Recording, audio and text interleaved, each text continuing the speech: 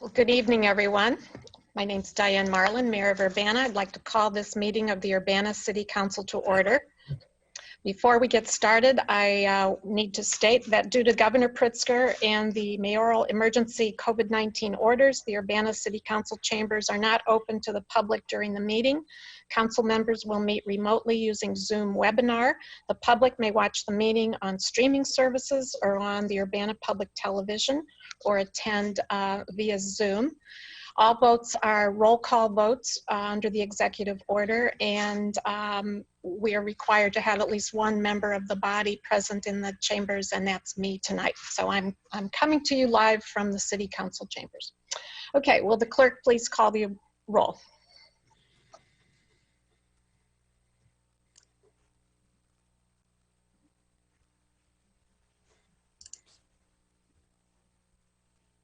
Phyllis is muted.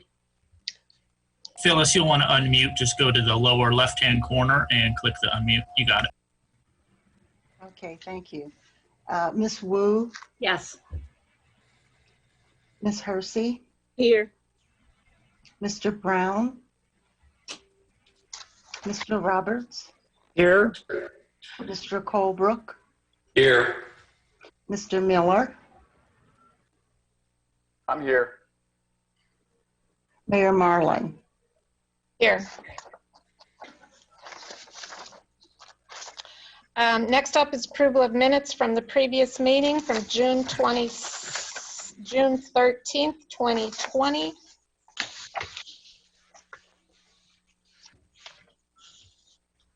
July 13th, 2020, sorry. I'll move approval of the meeting minutes from July 13, 2020. I'll second those.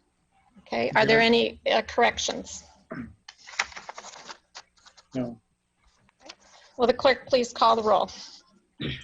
Ms. Wu, Yes. Ms. Hersey, Yes. Mr. Roberts, Yes. Mr. Colebrook, Yes. Mr. Miller. Yes. That motion passes. We have listed on here minutes from June 22nd. Was that a mistake on the agenda?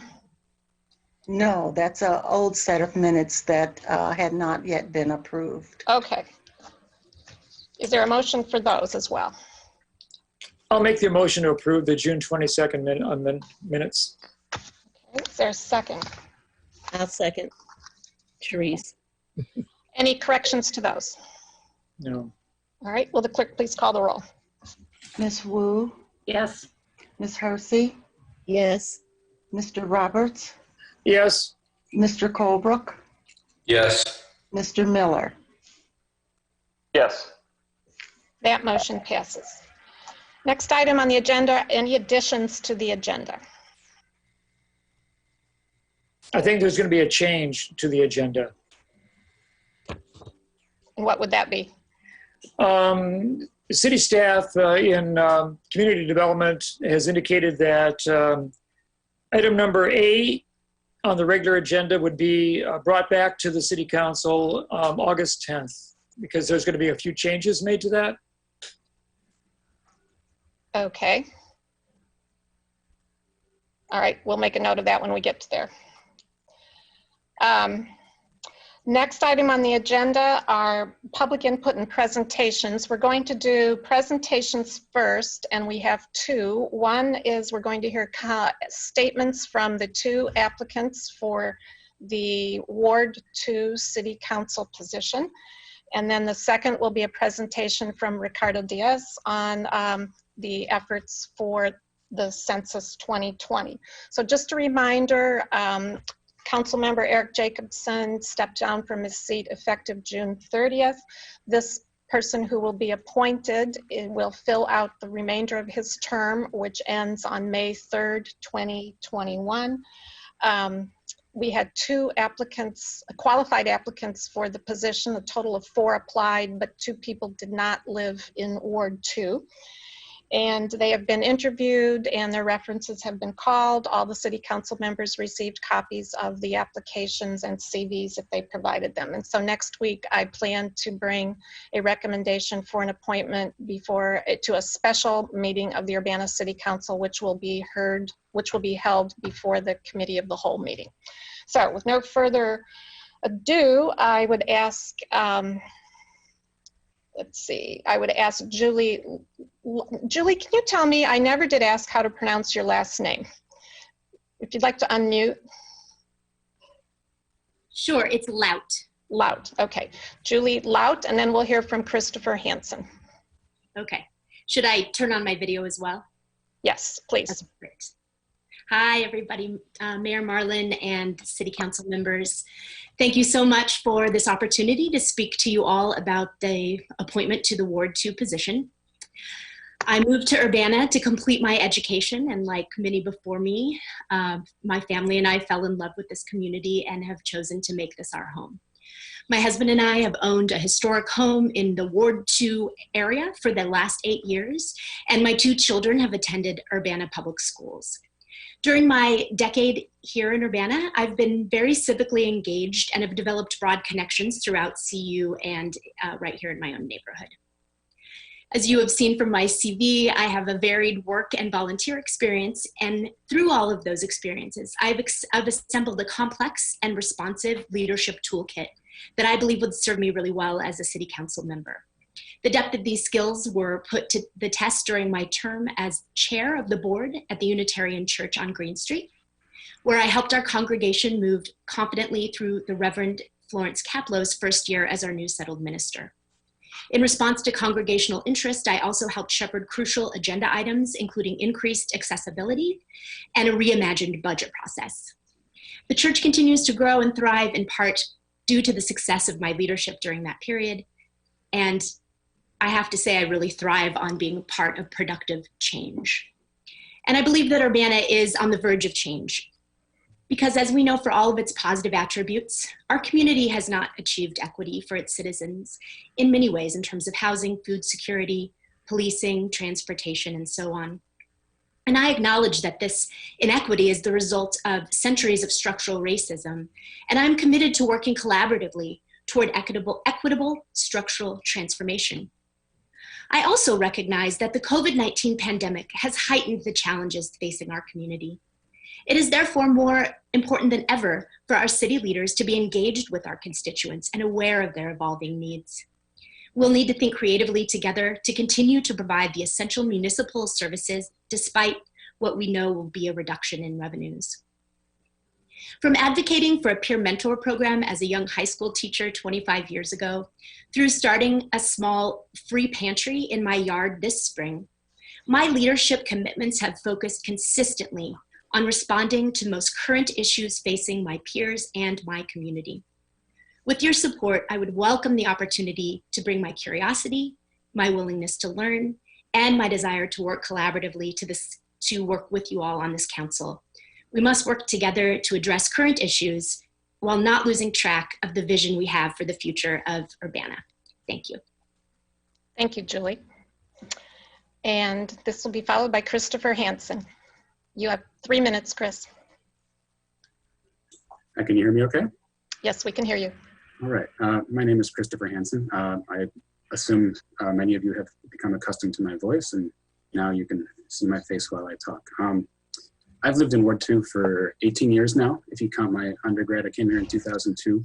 I lived in the Illinois Street Residence Halls, and then I lived in Ward 2 in an apartment building. And for the last 14 years, I've lived in Ward 2 as a homeowner and a property owner and a business owner, and I've invested substantially in Urbana. And the reason I'm applying for this position is I think the council needs voices that more accurately represent today's problems. And I want to see that these problems are responded to more quickly, and I want residents to feel heard when they bring problems to the city. And I don't think that's been happening, and that needs to stop. I want to see the council have frank and honest discussions about difficult issues, and that's what we're going to need to actually move forward. One of the biggest issues on your plate right now is the issue of policing. I've been arrested. I've been put in jail and been forcibly stripped naked and had criminal charges levied against me, and was completely vindicated for a crime that never even happened. And so, maybe I can bring a new perspective to the table. And as it happens, for the past year and a half, I've been working directly with the review boards, police review boards in Champaign, and then also in Urbana, just to try to see those boards changed. And that seems to be something that the council is going to be discussing quite a lot in the future. So maybe I can bring some of those perspectives to the table. But all of that said, I realize there is a lot of other important business that needs to be done at the same time. We can't drop all city business just to talk about policing. I get it. But I think we can do both things at the same time. I'm prepared to spend any number of hours required to get that done, and to a large extent, I already am. So I think as a business person, I could probably help a lot with the budget issues that are no doubt going to arise in the near future. And I'm entirely enthusiastic about discussing all of the issues that affect Urbana, because it affects me and it affects my neighbors and everyone around us. So I think I'll leave it there. And thanks for giving me this time to speak, and whatever your decision is, I'll see you next week. Thank you very much.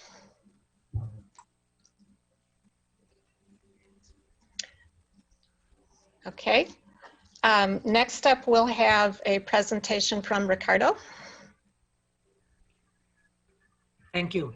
It's actually myself and Sam Stewart from the Regional Planning Commission. Oh, wonderful.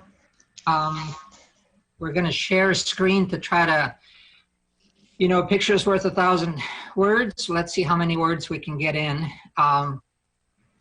during this time. I'll need some kind of confirmation of what you see. I think, Mayor Martin, you're the first one on my screen. So are you seeing a white slide? Yes, we can see the PowerPoint. Thank you. So today I'm representing not just the New American Welcome Center.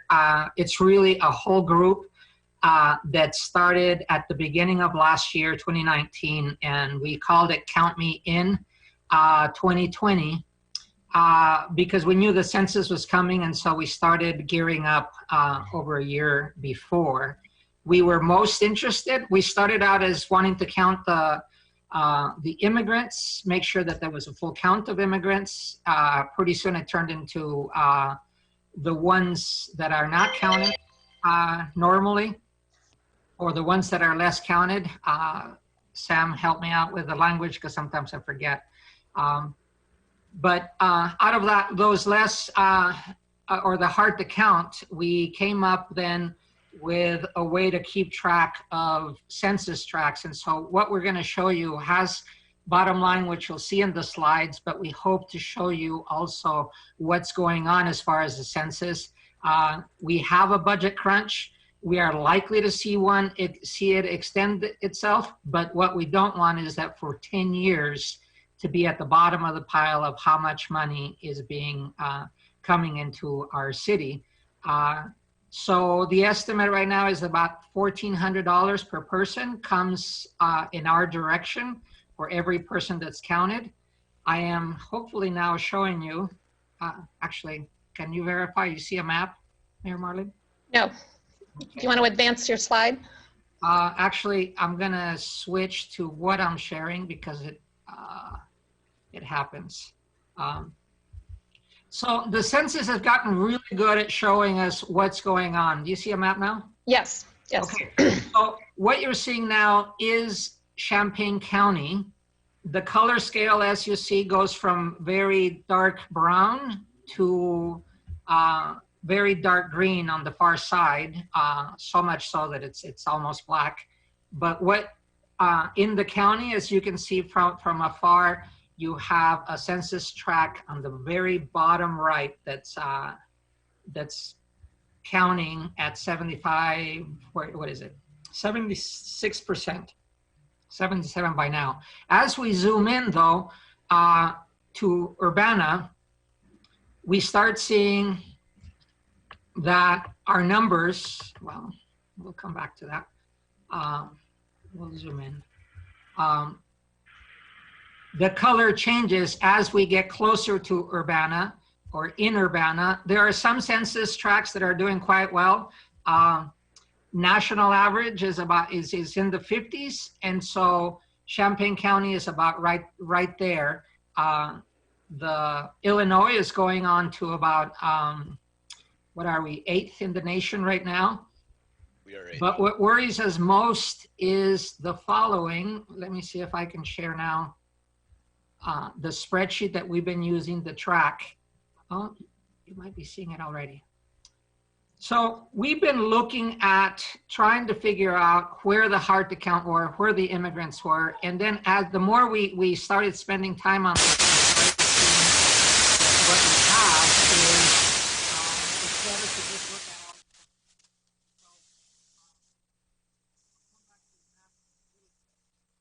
we've been keeping track every week of the numbers that we represented on Wednesday. And so we are now. Hey, Ricardo, we've lost the PowerPoint for a minute. Okay.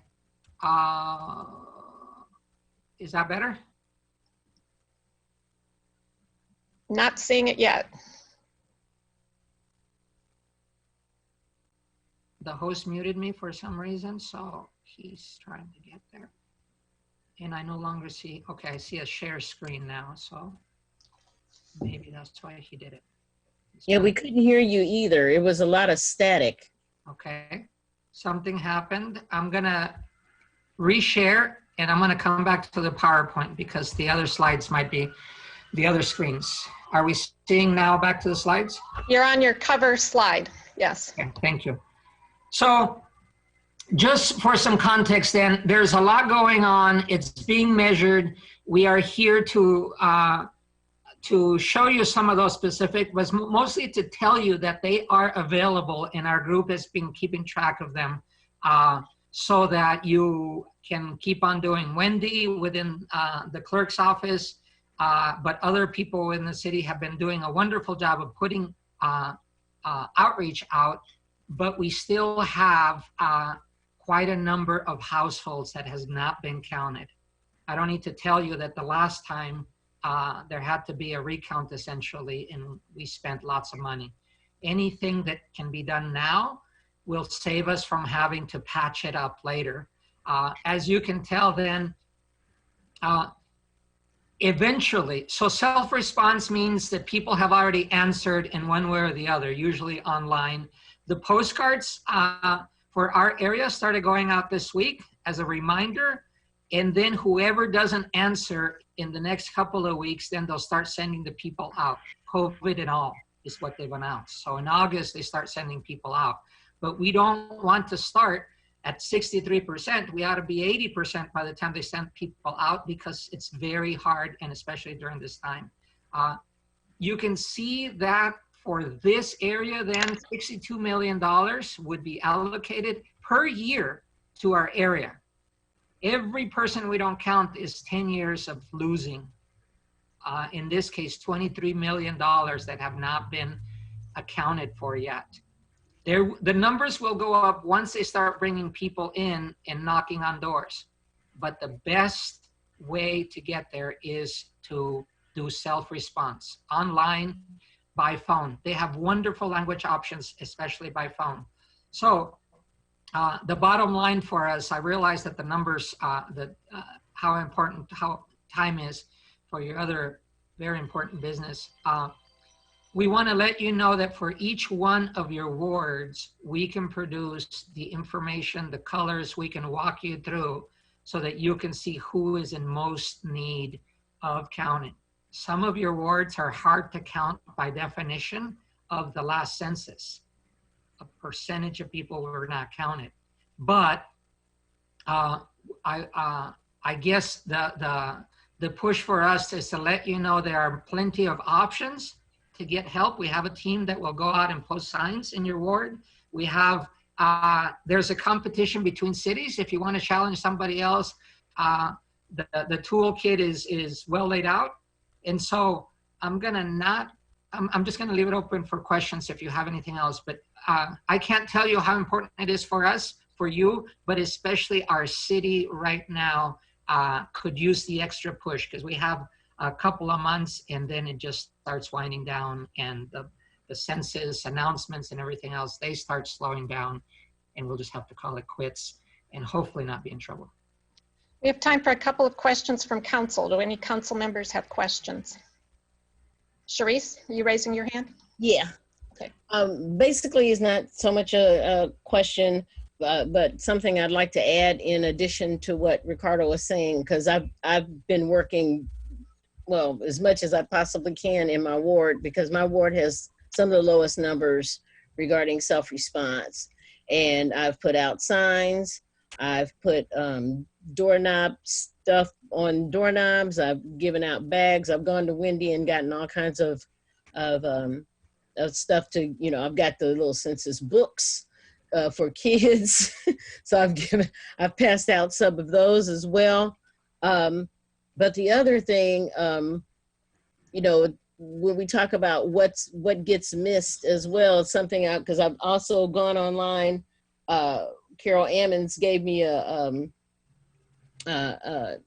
went to a webinar just last week and checked and did that. And one of the things that she and I were discussing too is the simple fact that, you know, as much as I've been pushing for a grocery store to be on the north end here, one of the reasons why we can't get developers or grocery store developers is because the count is low. And so they look, because that's what they look at. She was telling me they look at the count, and they will determine based on what the census numbers are as to whether or not a particular neighborhood or area will be able to sustain that type of business. Yes. And so I would really like more stuff going out.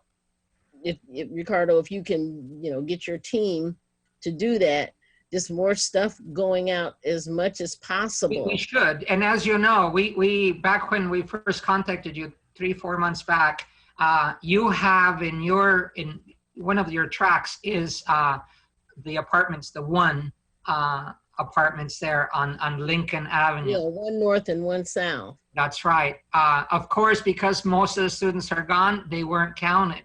But we try to get on their Facebook page to highlight that they can push out information. So business owners, if you approach them with your representation, they're likely to listen to you. If everybody starts putting it on their Facebook page, we have our own Facebook page for the cities, but really it is that one-to-one contact with those owners that they have access to people. We unfortunately are all bound by the distancing and whatever else, but people have to go out, and this is the time to do the outreach before it gets too late. Well, and I went to one north and put stuff on doorknobs and handed out the little reusable bags and all that. I haven't been able to go to one south, but I think one south may be more may actually be more occupied than one north. So we have hand tags for the doors or for cars. We've been trying to figure out if we put them on cars, they might get used more, seen more. We don't know how many apartments are empty, but I would say that there are multiple ways to we'll still work with you, Sharice, to get more people counted. It is so important that many people of the group are willing to go do a blitz of particular areas. So maybe we can schedule one for you. Oh, and I'm sorry, and I think I got it confused. I think one south is, I think one north is more occupied than one south. I said the opposite earlier, but because I see more cars and everything parked, and that's right off of Lincoln and Bradley. The one north is, and I think one south is next to the firehouse, closer to the firehouse. Yeah. And I went to one south and passed out stuff. I haven't been able to go to one north, but I think and there's another apartment series of apartment buildings over there as well, even next door to one north. So yeah, it's important to reach as many as you can. Each person $1,400 for the county agencies and cities, and one way or another, it's spending money. Yeah. Yes, it is. Okay, thank you. Thank you very much. Thank you, Ricardo. Wait. Mary Alice, you had one question? I do have a really quick question. First, Ricardo, thank you so much for all the hard work that you've been doing to help with gathering the count. It's a group. I'm wondering if there is a good message that can be sent to landlords in terms of giving information to their tenants who may have been gone during that April 15th in terms of where they're supposed to be counted, because I think that there's a lot of people who left town in April because the university closed. So I'm just thinking through, is there an easy, like, quick thing that can be sent to landlords in our area? We do have messaging that's been put out. We have the hand tags that we could do, but you know, in the back and forth, students got lost because of, you know, April 1 was the date, and it continues to be the date. Wherever they were living on April 1 is the right message. I will send you an email with a couple of paragraphs, and if you guys have a need, there are money still to print and put out. If you're doing YouTube and Facebook, the ads have been coming up. Monies came from state level especially, but from other granting institutions, and we've been trying to generate, hire the people. There is manpower in a couple of places that is doing it. The rest of us are volunteering because we value this, but the immigrant agencies, refugee center, the welcome center, just, you know, the county CR, sorry, Stu. RPC. We've also been working with the university for the residence hall counts and that sort of thing as well. Yeah, they sent their counts last month, Right. which is nice, but you know, at this point, they needed to send it earlier so we could see the numbers. So in any case, it's looking good. Okay. The university is looking better. Thank you. Thank you. One Okay. more, Diane, can I say one more thing? One more thing. Yes. Ricardo, the other thing I wanted to ask, I did want to ask you though, is there some kind of confusion with the message, considering like the national message being regarding the count, going after undocumented work, undocumented immigrants and so forth, that Well, may be yes. actually keeping people from filling out the census? I think it needs to be, I think the message regarding that needs to be sent that this is not information that the government can That's use. right. So all the president's men have been working hard to both exclude people from the census, immigrants from the census, and more recently, the president signed his executive order to systematically exclude them through other databases because they failed at a question at the census that would ask for citizenship. Our messaging, that's where we started, was with immigrants, refugees. And so I think locally, we've got that covered as much as we can, in that we've got several people placed in the community, the association sending it out. I would say the gap is that there are many ministers that could still, they have both ethnic and other non-US nationals that could be told. And so if you have ministers in your wards, that would be a great place to make sure that that message is true. Everyone needs to be counted: kids, immigrants, people in jail, people all around. So every person counts for that $1,400 per head. Yeah, that we need to, I think that's a message that really needs to be pushed with our immigrant population, because I think people are there's a lot of fear already with the pandemic, and I think that this just does not help. When you have the President of the United States also push forward another message of fear regarding how the count goes in this country. I'm with you, sure. He's made a mess of things, but in this one, we've got to win. Everybody needs to be counted. And it's very important. Okay, Thank you. Thank you. Thank you very much. We'll move on to public input. If you'd like to speak to the council, please use the raise hand button. We'll start with Jennifer Straub. Hi there, can you hear me? Yes, we can hear you. Okay, thank you. I'm here tonight to speak in support of Julie Lott's appointment for County Board Council, or I'm sorry, County Board, that's me, to Urbana City Council to fill, oh, you put that up and now I can't see what I was writing. Okay, here we go. To fill the recently vacated seat for Ward 2. I've known Julie as the president of the Unitarian Universalist Church of Urbana-Champaign, where she served with efficiency and humility. I've also had the pleasure of working with her to organize a back to school event for families experiencing poverty in our community, where students and their families could get lunch, school supplies, and a fresh haircut in preparation for the school year. Julie showed up with professionalism, flexibility, and an open mind. Even during this time of COVID, Julie is bringing our community together. Her weekly online trivia nights have raised over $7,000 for a dozen local organizations. In short, Julie is an ideal candidate for local government, someone who will listen and consider before she leads, who will hold our community to high standards in issues of social justice, and who is interested in serving the greater good of Urbana residents. We will all benefit from productive change.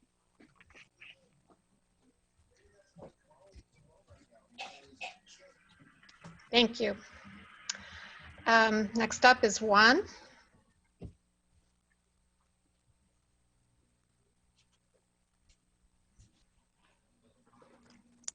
Hello, Council. Hello, Juan. Can you please state your first and last name for the record? Juan Diaz. Okay. I have a question regarding, so my favorite actor per se is Adam Sandler, right? And I would like to propose a statue building in his honor in Times Square, New York. Okay. Okay. In addition to that, I have a question for Ricardo if he's still here. He's not available to take questions at the moment, right now. Oh my God. So this is your public input for the council. Okay, fine. I don't have any more questions. Thank you. Okay, thank you. If you wanted to email me, I could get you some contact information for him. Next up, Chad Boswick.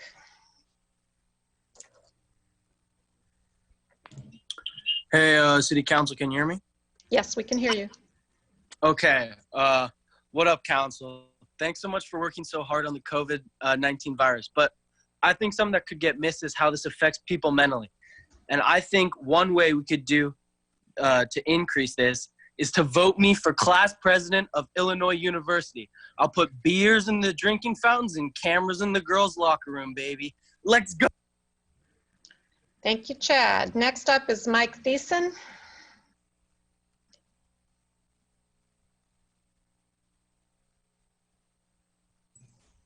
Hello, Council. Hello, Mayor. I had written an email earlier. I'm with Black Hawk Restaurant Group. My business is at 114 North Vine in the Urbana Crossing. And I was just hoping that the council would consider adding a sixth video gaming machine to those that qualify and have a liquor license valid with both the city of Urbana and the state of Illinois. I know there are several of my other colleagues that are on the call today from Lucky Lounge, Bunny's Tavern. I think the VFW 630 is on. I think a representative from Ruby's, from Dottie's, from Hotspots, and from Flamingo Slots. We've seen that in other markets, that 6 video gaming terminal will increase revenue for all parties up to 20%. So that's a benefit, obviously, to the location, but also to the state of Illinois and the local municipalities. And while everybody is crying poor, I'll cry poor as well. As you know, within the hospitality industry, we were shut down for 14 weeks, which many of us realized not one dime of revenue. But unfortunately, our landlords and ComEd and our gas company and our insurance company still expected their payment. So while this would help it would appreciate it. It would help us also dig out of a little bit of a hole. The other item that I think that would be very helpful would be, we've had two, obviously, wage increases, which has shifted up our wages, both on July of last year, or January of this year, and then July 1st of this year as well as the state of Illinois put an additional tax on us on July 1st, and then again on July 1st of 2020. So while these 6 machines are beneficial for the business, they will also be beneficial, as I said, to the state and to the city of Urbana. So while I know no action will be taken today, I want to make sure that our request is in and is formal. And if there's any additional information that you need, I know Black Hawk Restaurant Group would be happy to gather things for you, as well as any of the other colleagues that I think are also on this call. And clearly they can speak on behalf of themselves, but we would just like to formally ask that you do consider that 6 machine in the future. Thank you. Thank you very much, Mike.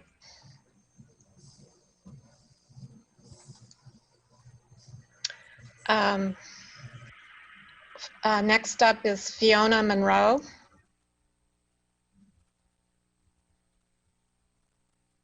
Hi there, can you hear me? Yes, we can hear you. Okay, good evening, City Council, and thank you for giving me this opportunity to speak. My name is Fiona Monroe, and I am a resident of Ward 7. I was disappointed to have to leave last week's City Council meeting early, as I wanted to be present for the discussion on the future of policing in Urbana, so I'm glad to see that that agenda item has been moved to the beginning of this week's meeting. In part, I'm interested to hear the discussion because I'm a little confused as to why a discussion is necessary.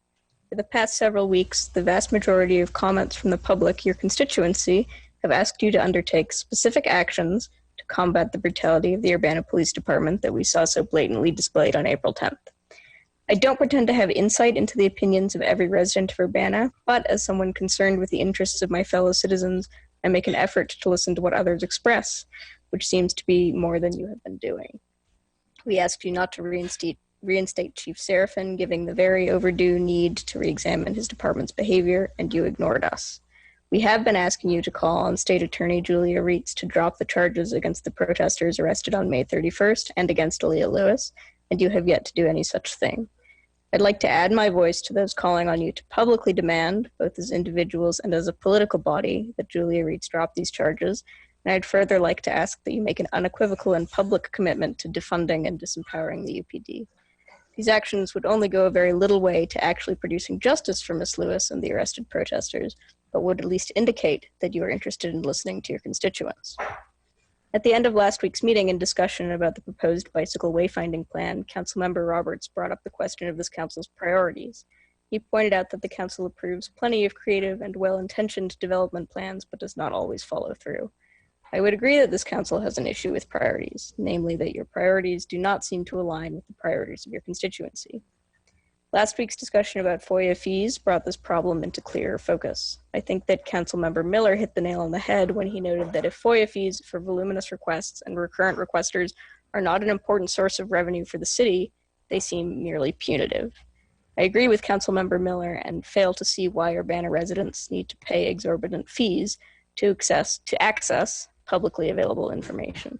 It's also notable that the information in question, especially in terms of recent requests, has to do with the actions of the police. Your recalcitrance to remove obstacles to improving public awareness of police actions appears to me to indicate your support for the brutality enacted by the Urbana police and your disdain for the actual desires of the constituency you claim to represent. But I hope to hear differently in tonight's discussion. Thank you. Thank you. Next up is Ben Jocelyn.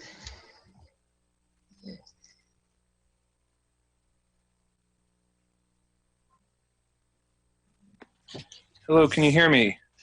Yes, we can hear you. Hello again, and I thank you again for all your time and service to the city of Urbana. I just want to sort of bring up our sort of continued pressure to do all the things that have yet to be accomplished regarding defunding and disempowering the police, as well as moving towards community support. I want to point out very quickly that at the conversation about the role of police in Urbana-Champaign, there are repeated calls and questions from members of sort of not the power, but of the sort of professors around the history of police and their role in society, who asked questions to the effect of, are there any good examples of when increased policing has ever solved gun violence, or these things that we've used to have substantial increases in police in Urbana recently? And there was no ready answer. There are no good studies that show that policing actually decreases violence or any of the problems we continue to be faced with. And that in and of itself makes it a very good reason to try something else. It was also brought up by Diane Marlin once again that the $1.5 million increase for the cops last year was not in fact an increase, but in fact in a pension adjustment. And I don't really care what $1.5 extra million was spent on within the police budget. If you're getting an extra $1.5 million, it is in fact an increase. That amount can be cut if you choose to defund and disempower the police. There's no two ways around that. Just because the people who you're talking to believe in labor rights and that people should be treated fairly and say that it's for the pensions and not the guns that they use, we all know how budgets work, and that if you claim that the budget is increased for that reason, but everything else continues to be funding at the same level, instead of choosing to have your pensions funded better, and that meaning that you have less staffing, less equipment, etc., you are in fact allowing for a growth in police force by increasing the pension instead of just having that come out of their budget. So police has gone up 17% over the 3 years that all of you have been in power. That is the wrong answer. Parking enforcement's going up by like 30% this year. That's gross. Whereas the things that we need for people are not going. At the thing, Diane Marlin also said that she's not been given a roadmap to how this looks better, but I think that that's a red herring, and that there's been no effort to reach out to the people who continue to give these ideas. The 3 minutes that we each get at the beginning of these meetings is not enough time to give you a plan, and you are all paid to lead the way. As the mayor and as the city council, you're not paid to have us create plans for you, though it would be great if you would use your resources and your vision to listen to us and lead us in the way to the future. So please give us the chance to do that. It would be great if we got 5 minutes again. Doesn't seem like there's more than 20 people, and so it'd be great if we had more time to say our piece.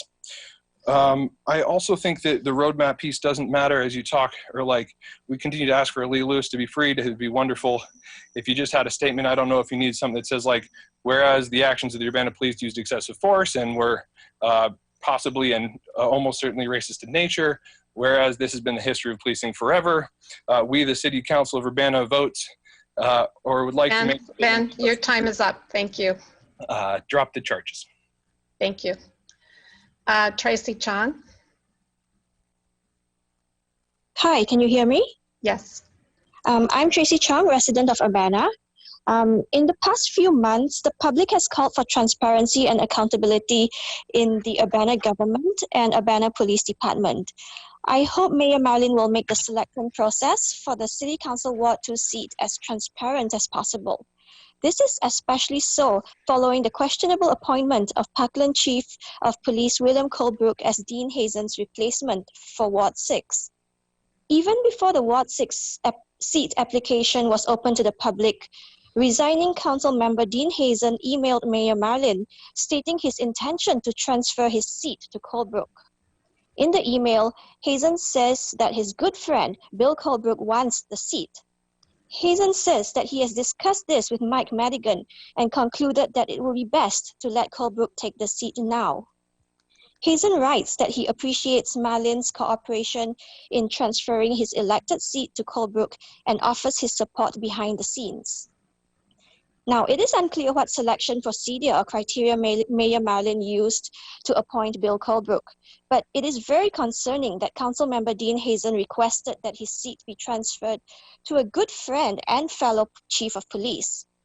Dean Hazen is a retired Urbana police officer that voiced his opposition during the creation of the Urbana Civilian Police Review Board in 2007 and is currently Chief of Police at Richland Community College. Both Dean Hazen and Urbana Police Lieutenant Joel Sanders were listed as references for Bill Colebrook. I hope for the Ward 2 position, and more importantly, for future appointments to City Council and also boards and commissions, the selection process is transparent. I suggest that the mayor and city council publicly discuss and make clear the number of applicants, the letters in support or opposition of each candidate, selection criteria, and reasons for appointment. I think it is very important for appointees to city council and boards and commissions to have demonstrated an active interest in public affairs and service related to Urbana and Champaign County. I hope appointees to these positions have a history of being well-versed in local ordinance, being involved in discussions with public entities, local social justice groups, city council members, boards and commissions, as well as demonstrated a sustained commitment to our community. To hear that appointees resign from boards and commissions after just a short period of serving, once they realize the commitment involved, seems like an error of judgment in the selection process. Investment and commitment to local issues is of utmost importance. It is very, very disheartening to hear city council members come in unprepared and outright declare that they have not prepared anything beforehand, especially when addressing issues such as the beating of Aaliyah Lewis, police misconduct, policing, racial disparity, and transparency. It is disheartening to see the inaction of council members who till today, I hope I'm wrong, have not stepped up to ask for Ms. Lewis's charges to be dropped. It takes time and hard Thank work. you. Your time is up, Ms. John. Next up is John Hayes.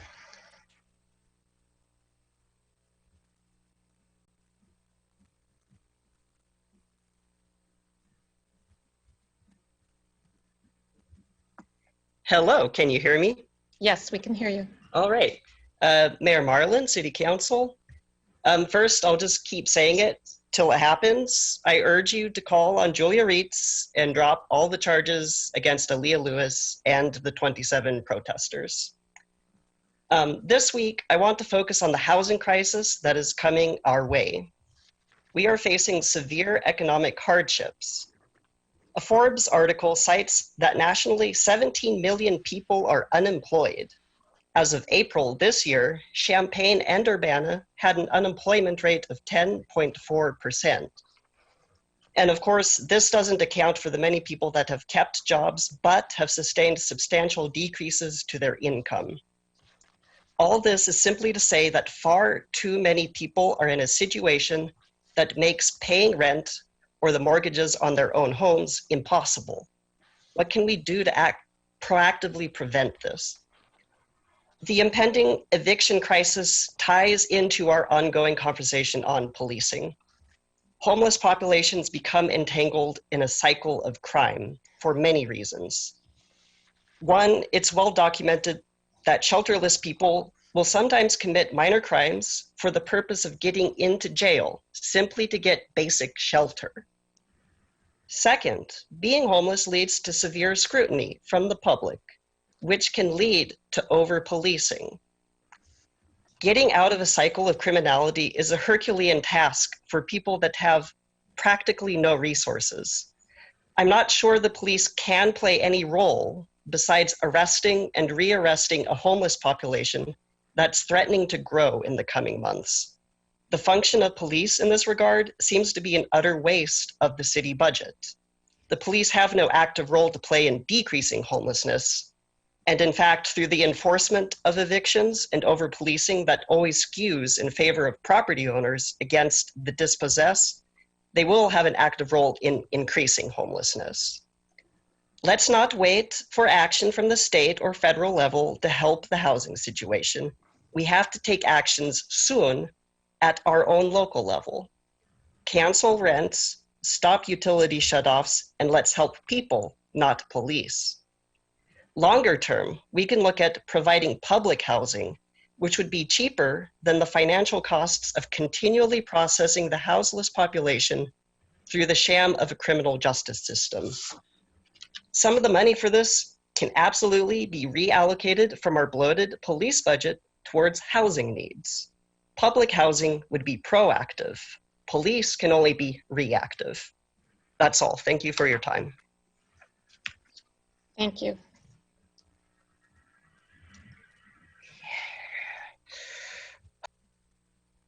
Melissa Shepline.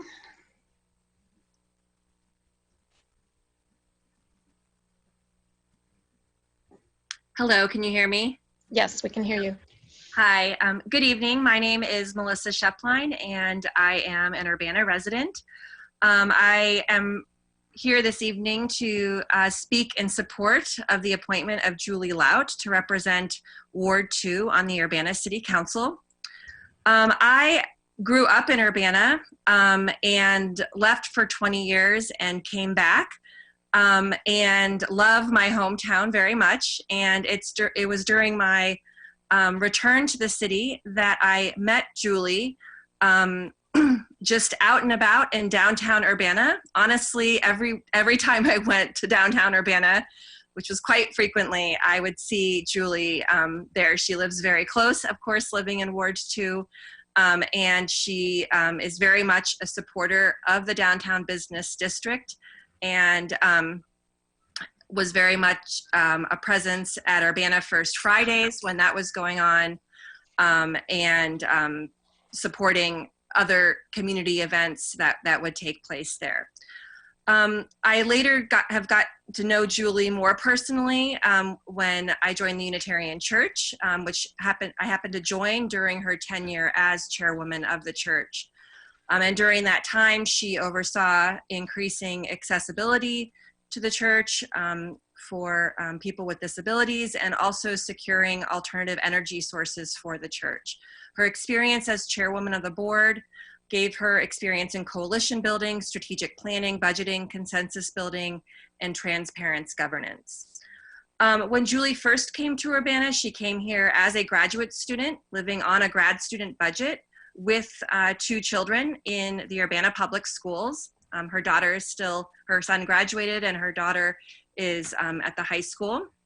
And as has been mentioned, this year during COVID, she has channeled her energy into creating a free pantry outside her home, which is frequently visited, demonstrating the need that many people are having right now.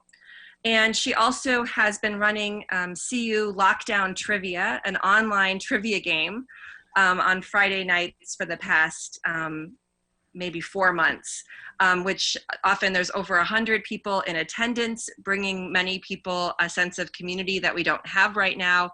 But she is always dedicated the beginning of the trivia night to highlighting a local nonprofit organization, inviting people to come and speak about it, and then encouraging donations.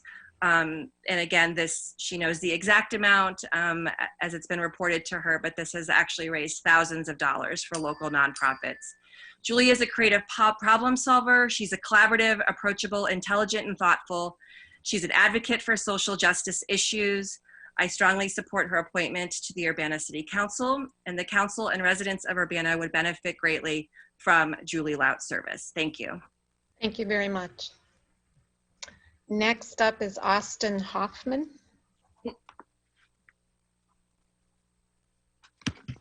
Hello. Hello, Austin.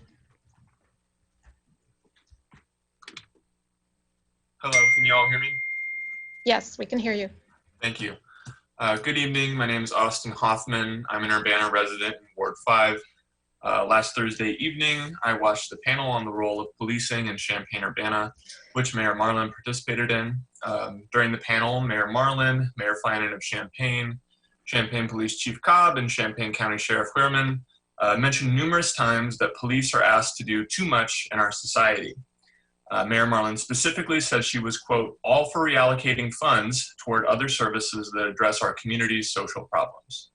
Of course, by now, the citizens of Urbana know all too well that these words do not align with their actions.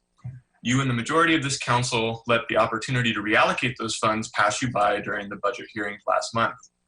The topic of rising gun violence, as Ben Jocelyn mentioned, was raised. Chief Cobb and Mayor Marlin took that red meat in an attempt to display the need for police in our society. Yet when an audience member asked if there was any hard evidence of larger police budgets being correlated with lower rates of gun violence, none of you had anything to say. So here is the circularity or tautology of your logic. You say that police do too much in our society and occupy roles that social workers and mental health professionals would be better equipped for. We agree with you. We say that we have to defund the police in order to provide the resources so that this transition can happen and the needs of our community can actually be addressed. Yet you refuse to do so and default to funneling ever more money to the UPD and proposing the same solutions which do not work.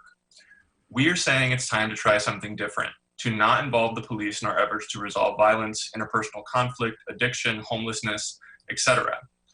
You are posing the exact same solutions to our problems, and in the process, people are brutalized, incarcerated, or murdered.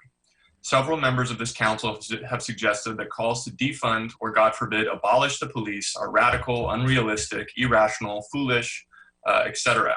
But mounting evidence shows that the contrary is actually the case, and last Thursday's panel is just one example of you being exposed for what you are. You are, in fact, the irrational, irresponsible, unrealistic, and unpragmatic ones. Police and prisons may make some people feel safer, mostly the white and wealthy, but they do not do so in the long run. They actually are the major barriers to other kinds of safety we are proposing. With all the financial resources going to policing, there is less opportunity for people most affected by crime and poverty to get the resources to deal with those issues where they live. Police do not actually enforce the law and are not accountable to it. They handle the law after the fact to justify the way that they decided to restore order. From a policing perspective, they do not deal with the law. They deal with threats. In theory, Kewan Carrington and Richie Turner had rights under the law. That did not stop Champaign police from murdering them. Aaliyah Lewis had rights under the law, but UPD officers saw her as a threat. That the law allowed them to brutalize her and publicly gaslight her. If you care about racial justice the way you say you do, you will do all you can to drop the charges against Aaliyah Lewis and the 27 protesters arrested on May 31st at Marketplace Mall. Thank you for your time. Thank you. Alex Fournier.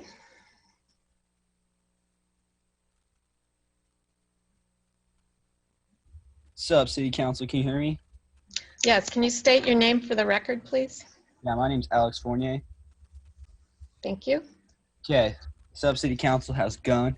Thanks for being chill as hell and letting me speak. You guys are the heroes of our city. So I'm a little nervous during public speaking situations, so please be chill if I'm slow or stutter. I stand with the City Council. I'm here to talk about a cause I'm very invested and passionate about. I think we should add a statue of Paul Walker, a true American hero from our beloved city of Urbana, Chicago. We are extremely mentally scarred by this horrible coronavirus, and to boost the city's morale, and I think, to bridge the tension of recent, racial violence and police brutality, I think we need to add a statue of Paul Walker to Meadowbrook Park. This will boost everyone's morale in Urbana, Illinois, and can even boost our economy as a tourist attraction. Also, after coronavirus, we should make alcohol-free on weekends at the Pewauk statue. We should add a history of spread exhibit in the Spurlock Museum as well, but that's a different cause, sorry. I also believe we should get a free bus to all the Flint Tropics games on 10-cent beer night. 10-cent beer night is where legends are made. I actually met my best friend and third boyfriend in my polygamous marriage, Micro Penis, on 10-cent beer night. I think we'll move on to the next speaker. Next up is Giovanna.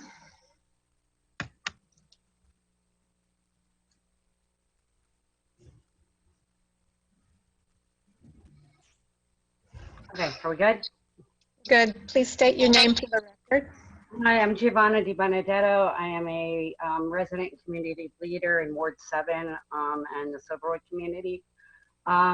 Did you guys get, I don't know if you can post them, the pictures that I sent? We did receive the pictures, but we can't post them. Okay. I don't have them. No, that's fine. So what I'd like to address tonight is, as I'm sure many people are aware, there was a fatal shooting and stabbing last night or early evening in the Silverwood community. What many of you may not realize is that the building that this happened at is directly behind my building. The pictures that I sent, and you'll see pictures in the newspaper, but for the record, the ones that I sent were the ones that I took with my children. Because at 7:30 in the morning, that's what we woke up to. And that is a scene that, although by 7:30, the Bodies were long gone, the crowds were gone, but what was up was police tape and police officers and tons of police cars. And I, like many other residents, had little children wondering if they were safe. And that's just something,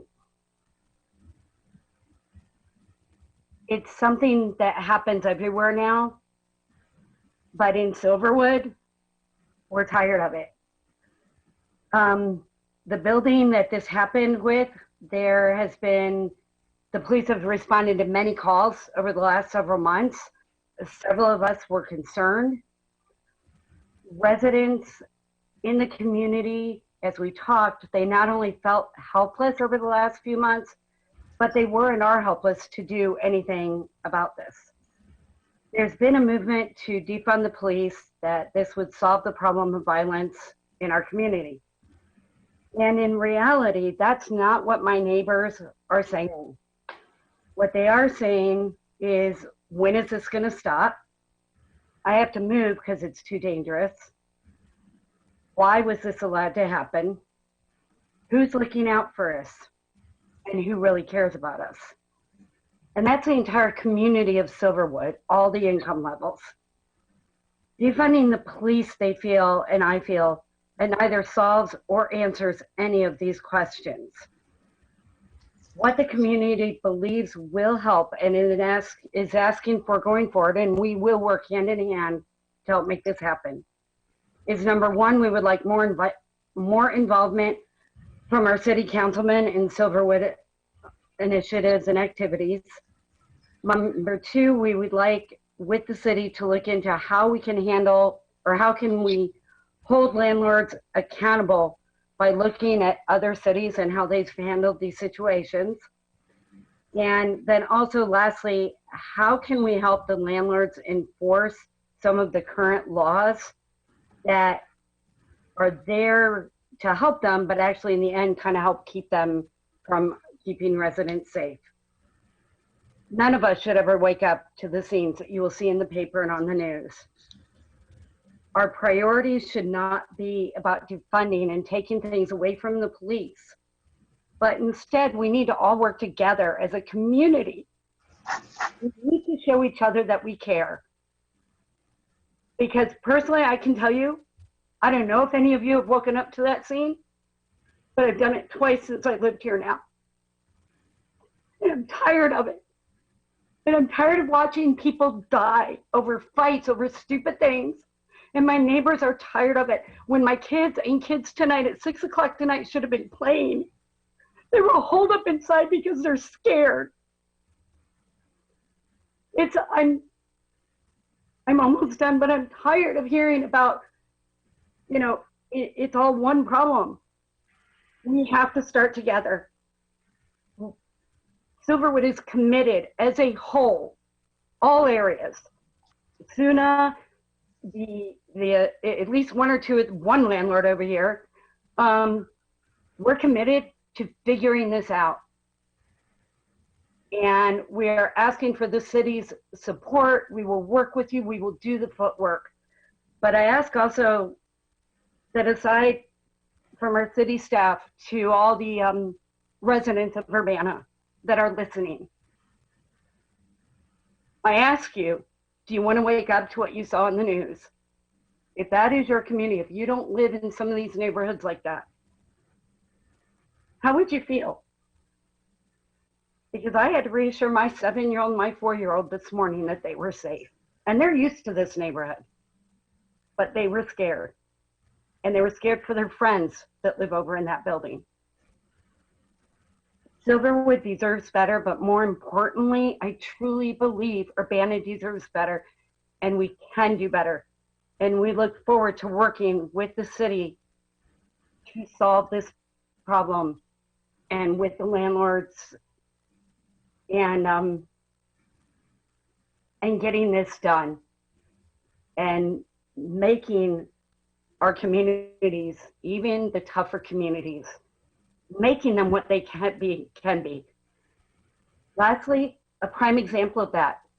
If you saw the news tonight, the gentleman on there, he's one of my good friends. He's lived here for a long time. He was so proud that they asked him to interview him.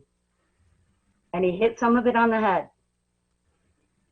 People like him matter. And it's time we acknowledge that. Thank you. Thank you, Giovanna. Next up is Megan McDonald.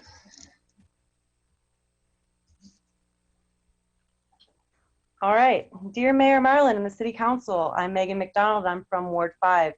Mayor Marlin, you need to stop being selective about who you interrupt.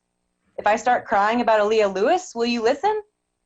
I didn't want to show up today, but as a friend said to me, it is exhausting in a way that is convenient for the establishment. That's you, the establishment. You would benefit and most likely sigh in relief from our absence. Mayor Marlin has actively silenced public input in the past. In the past month, Marlin has interrupted 3 women when they had the floor, one being Naomi Pack from Thursday's panel. They are all more invested in anti-racism work than she. I don't know why it takes you so long to interrupt trolls.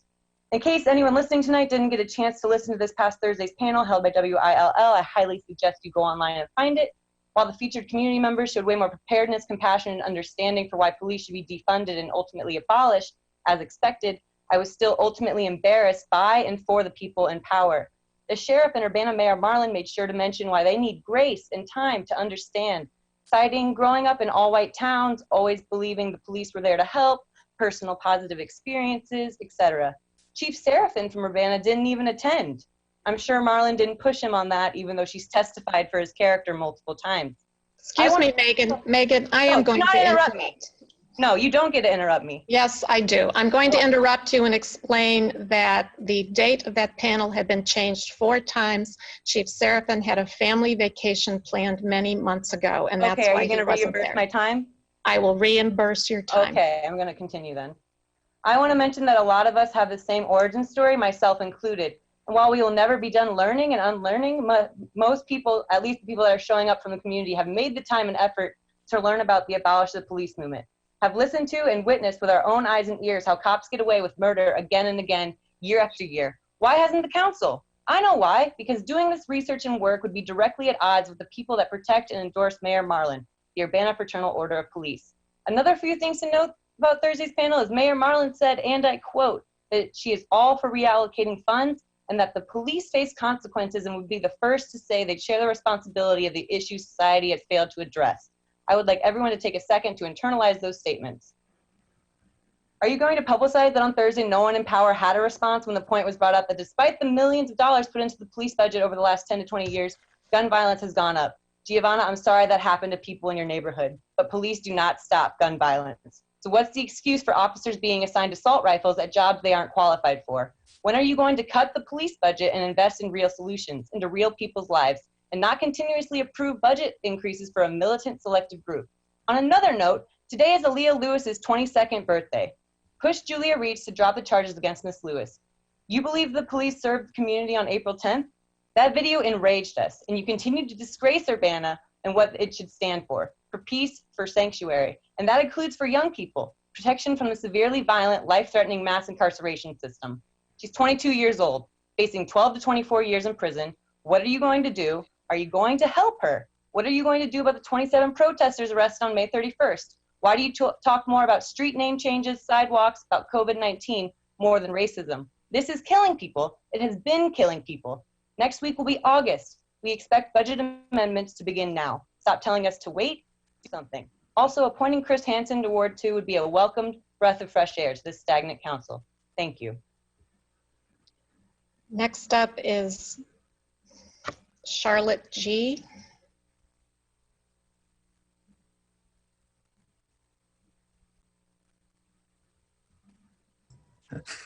Hi. Sorry, I'm just... Hi, my name is Charlotte G. I'm a resident of Urbana. I've spoken at meetings before. I also watched the WILL conference or panel last Thursday. And one thing that greatly concerned me was the sheer amount of the sheer dismissal from law enforcement and city leadership towards anti-racist solutions. One thing of note was the fervent defense from the chiefs of police and or the law enforcement voices towards SROs. Multiple people on the council, or multiple people on that committee, multiple speakers discussed the danger of SROs and the fact that there is no statistical evidence or data that supports the validity of SROs as making situations better in schools. Particularly, there's also the people opposed to SROs gave consistent and multiple sources that SROs actually do not help and are a waste of funds. Particularly in this case, in Urbana, the SROs are roughly estimated to cost around $300,000, which, while we're talking about defunding the police, we're talking about sort of taking away some of the police duties and separating it between different services. That $300,000 could afford maybe 5 or 6 counselors for schools, which could provide a far greater service to the communities that are being endangered by police violence. So I would like the Urbana City Council and leadership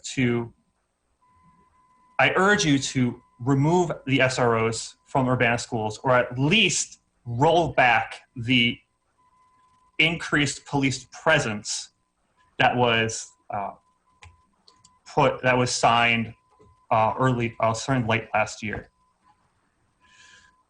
Additionally, it is necessary to drop the charges against Aaliyah Lewis. We've all seen the videos. We've talked about it many times. This has to stop. Aaliyah Lewis and the protesters did nothing wrong and are being held captive for just being present when the police decided to start a fight. Drop the charges against Aaliyah Lewis and the protesters at the Marketplace Mall. No more SROs in Urbana schools. Please support stronger anti-racist measures and listen to the community, not just the police chief. Thank you for your time. Thank you. Next up is Christopher Hansen. Hi, can you hear me okay? Yes. Hi, I just wanted to comment on some of the FOIA discussion that we had at last week's city council meeting. A few errors to correct. First of all, it was mentioned that the city only has 2 recurrent requesters. That is not true. And I think James Simon knows that's not true. You have made that determination for other people. And also it was claimed that charges were only being charged to recurrent requesters. And that is also not true. You guys seem to be, I don't have 100% of the evidence, but you seem to be charging people specifically for records relevant to the police department. Regarding, it seems like what's happening is in the city, maybe my best understanding is that it seems like we have city staff who have veto power and are essentially able to either undo or create their own legislation by adopting practices that nearly let them do whatever they want. And I think Jared Miller might be the only person kind of asking the right question, which is what the city doing or is what city staff are doing, does that represent the values of the city of Urbana? And last week, our city administrator, Carol Mitten, claimed that charging residents hundreds of dollars for public records is equatable to charging businesses for liquor licenses. And I think it was such a terrible analogy and such an off-putting analogy that Jared Miller hardly knew how to respond to that statement. The proper response is that when residents requesting public records is most similar to residents seeking books at the public library. And that is not something for which we assess massive fees. Our city values indicate that charging those fees would not be right. And our city values indicate that we do not publicly demonize someone who endeavors to read a lot of books. And this is what you're doing to people who are requesting public records, and it's wrong. And this is the kind of thing that I'm referring to when I talk about having frank and honest conversations. The FOIA presentation last week was not frank and honest by the city staff. The way things have been going is that the public is presented some kind of twisted version of the truth and urged to ignorantly accept it. And the problem is that Urbana residents aren't dumb. We're smart, and we are therefore offended by a dishonest presentation. And we keep doing this, and we have this nasty feedback mechanism that doesn't seem to do anything but chisel away at any level of trust that might exist between our residents and our government. And this is what I want to see stopped, because we can do much better than that. We're better than that. And it doesn't align with our values to be dishonest. And trust matters. It really matters. And we will see the Ferguson effect in Urbana, and crime will go up, and we will have more shootings. And if we don't get things back on track, it's going to be nothing but bad. And that's why it's important to have frank and honest discussions. Please stop misrepresenting the facts. Thank you.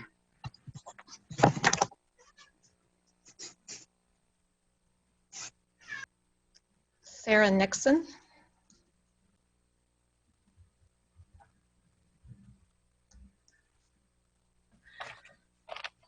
My name is Sarah Nixon.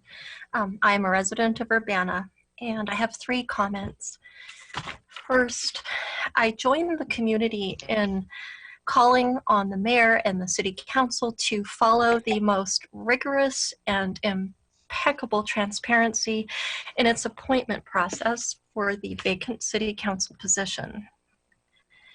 The residents of the city of Urbana deserve no less than complete transparency and accountability from their government and their city council, and full participation in this appointment process.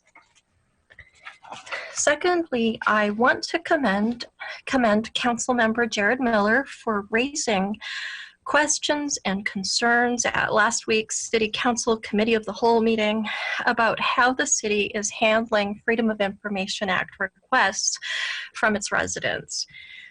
Urbana needs to see Mr. Miller's level of engagement and concern for transparency from all of its city government members.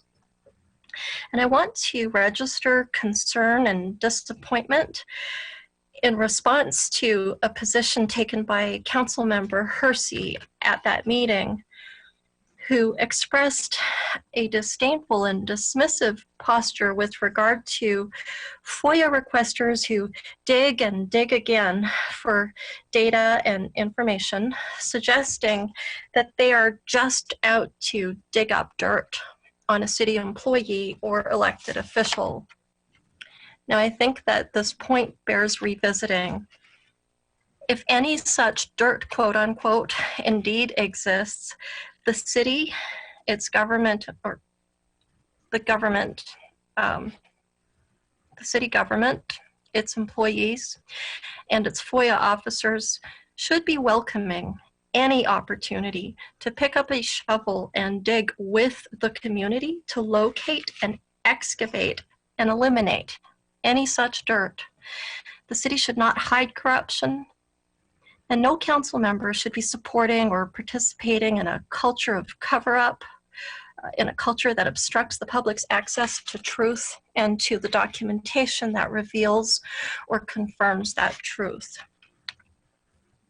And my third appeal to the mayor and the council is that in continuing to stand by passively as the wrongful prosecution of Aaliyah Lewis continues, city leadership continues to fail, to fall short of its promises to address police brutality, systemic racism, misconduct, and cover-up in its police force. And this is nothing short of shameful. The city leadership can do better and must do better. Your integrity depends on it. The city must advocate, as are its constituents, for the wrongful charges against Aaliyah Lewis to be dropped. Thank you. Alan Axelrod.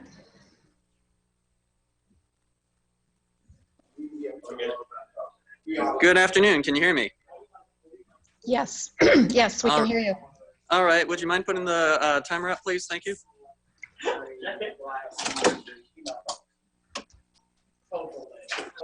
Thank you very much. So good evening, Urbana City Council. First thing I wanted to note is that there's not a monopoly on who has been victimized by violence or who has neighbors who have been victimized by violence.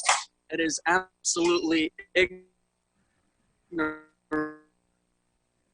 to use the incident of one's community to advocate further funding a punitive mechanism as opposed to a preventive illness mechanism for preventing crime from occurring. I have had one neighbor robbed. Alan, there's a lot of reverb in your audio.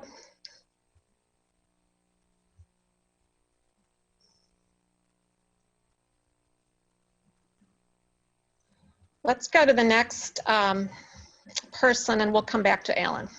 See if we can get that fixed.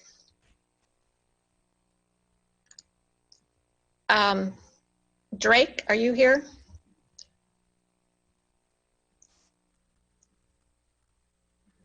I'm up. Yes, I am here. Is my time yet? Yeah, go ahead, Drake. You have 3 minutes. So I just want to say that SROs in Urbana should definitely be removed from the schools. Again, someone said earlier that there's no proof, no evidence that they actually de-escalate. Police officers do not de-escalate as well either. The other night, I know this was in Champaign, but we had members out in the community that were doing better de-escalation and community oversight and community watching better than the police. The police were cause for intimidation. That's why we asked for the defunding and the abolishment of the police, not because of violence in the communities. That is there because of the neglect and the disenfranchisement of the Black and brown communities. We ask that you defund the police and reallocate those funds, but we also ask that you reallocate those funds in what we want and where we want those funds to be reallocated to. We do not ask that you allocate those funds that will benefit you. We ask that you allocate those funds in our manner, the way that we want. I've said it multiple times before here in Champaign, we're not only fighting for defunding the police and change, we're fighting for equitable power. We're fighting to change this society by any means. We ask that you remove SROs from schools. Again, not only during this pandemic, but forever. Get that money and reallocate those funds and give it to the community, specifically the Black and brown and marginalized communities here in Urbana. Number 2, defunding the police. I see you all defunded the police, I believe $120,000 from the budget. I like to see that $120,000 again given to that community. That is only a start, that is not the finish. That is only a start, that is not the finish. We also ask that, again, we're gonna always say, justice for Aaliyah Lewis. Everybody's name, we say ask for justice again for Aaliyah Lewis and everyone else that was victims to police brutality. Again, I'm gonna keep saying it and saying it and saying it because I have time. Remove the SROs from, remove SROs from the schools. Again, remove SROs from the schools. Everybody that's listening, I have time left. Remove the SROs from the schools. I can't say that enough. I cannot say that any louder. I cannot say that any clearer. That is one way that you can get defunding the police, even if you are so stern in keeping your policing, keeping your systems, and keeping your police involved. If you remove those 2 SROs from the schools, we'll be saving a little bit more money that can be allocated to the community. You already, again, Urbana said $120,000, $125,000 defunding from the police. SROs, if I'm not mistaken, around $325,000. That's almost $500,000 actually be given straight to the community. Again, remove SROs from Urbana. And again, we also would like Champaign to follow suit, but we'll go and we'll talk with them during their council meeting. So, yes. Thank you, Drake. Also, Alan Axelrod's phone turned off. He is turning on his phone again. So yes, he will be speaking as well still. Thank you.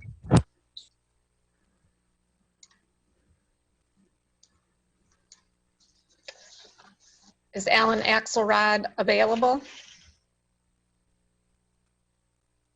Okay, well, while he's getting his phone on, we did receive some email correspondence. I think in the interest of time and because we have this important discussion coming up on public safety and policing, I will let the public know that we received emails from Aaron Umbarger, Jen Raw, Ron Kester, Cheryl Brooks, Mike Beeson spoke, Janice Walker, Anne Marie Esposito, Jesse Cruz, Michelle Plant, Laura Job, Amina Payne, and Naomi Pike. These will be entered in their entirety into the meeting record. Is Alan Axelrod available?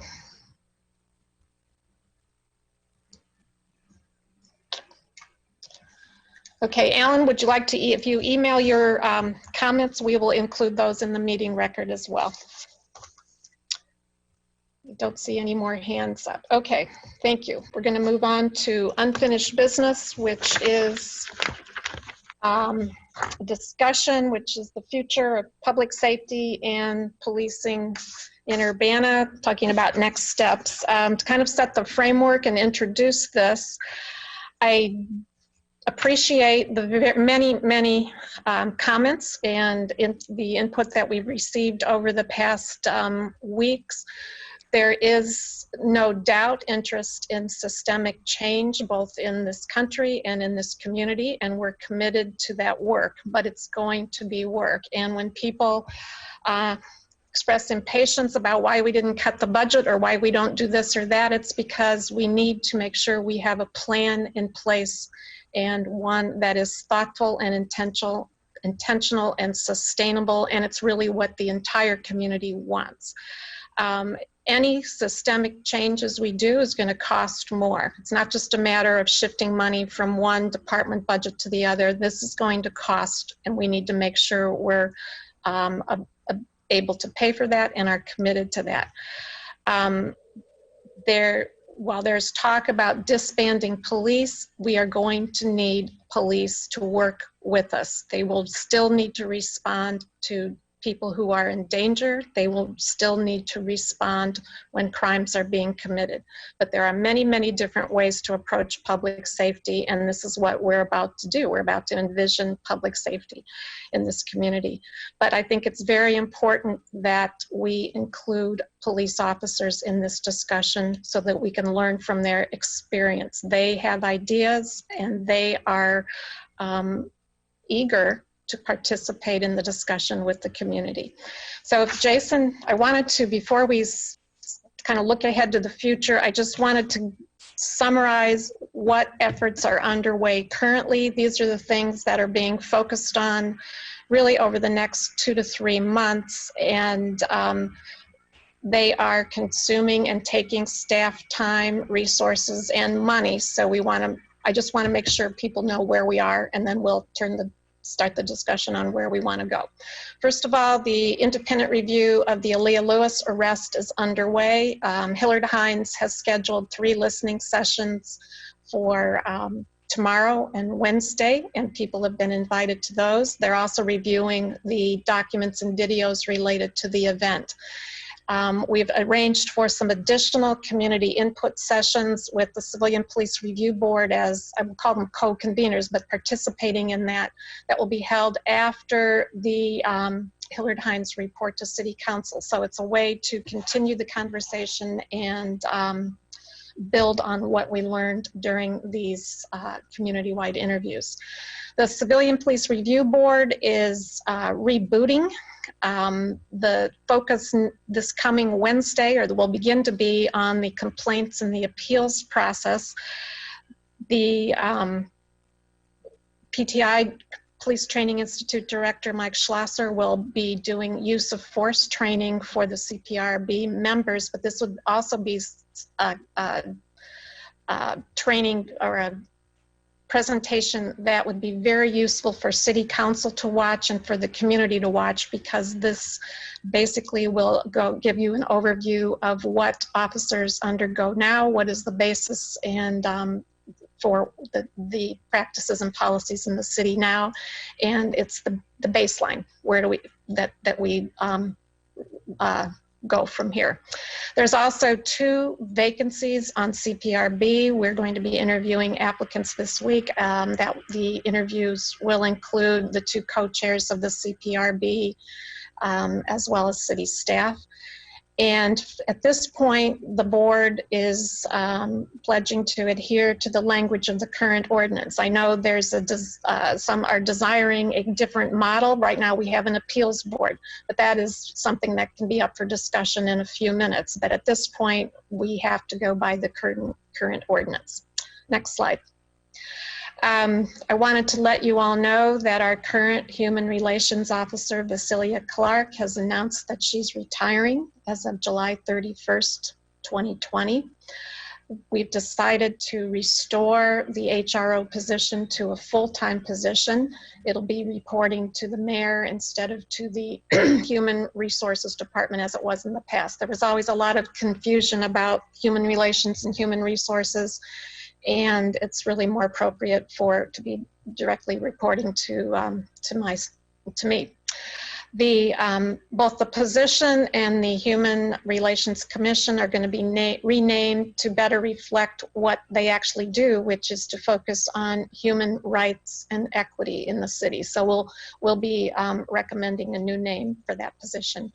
The Community Engagement Coordinator search is well underway. We had 83 completed applications. They've been screened, and I believe about 24 people have been sent a questionnaire as the next step. And then from that group, we'll select the people that we would like to interview. So we had a great deal of interest in the position, and the Community Engagement Coordinator will work very closely with the new Human Relations person, or the replacement for that. Just to remind people that the City Council passed a resolution affirming the 10 shared principles, which is sponsored by the NAACP and the Illinois Association of Police Chiefs. And we do have a workshop scheduled for September 17th, and that is hosted by the NAACP and the Chiefs. And the format for that meeting is determined by those 2 groups. The city is not hosting, but we will help get this meeting underway. Next slide. There's going to be a presentation to City Council on August 17th when one very important area that I think we can demonstrate the opportunity to defund or reallocate funds and remove some of the burden from the police department is in our alternative emergency response to mental health calls for services. We do have a pilot program that's in the works, and they're calling it One Door, and I think it will be a very good alternative to what we have now. It will better serve the needs of the community, to the family members, and it will contribute to public safety and improving public safety. There's an ongoing internal review by the police department of their policies. This is not the end of it, but they're starting the review, and they're looking at, I know there's been concern about the policies that show up with redactions on the city website, and that's one of the things they're looking at very closely. So that review of policies, including use of force, I'm sure will be focus of efforts in the future. And then there will be a discussion at an upcoming City Council meeting on the traffic stop racial disparities. And again, there's internal work going on recommendations that can be made to City Council. So in view of everything we've been hearing over the past few weeks, it's one thing that's become very clear. Can we have the next slide, please?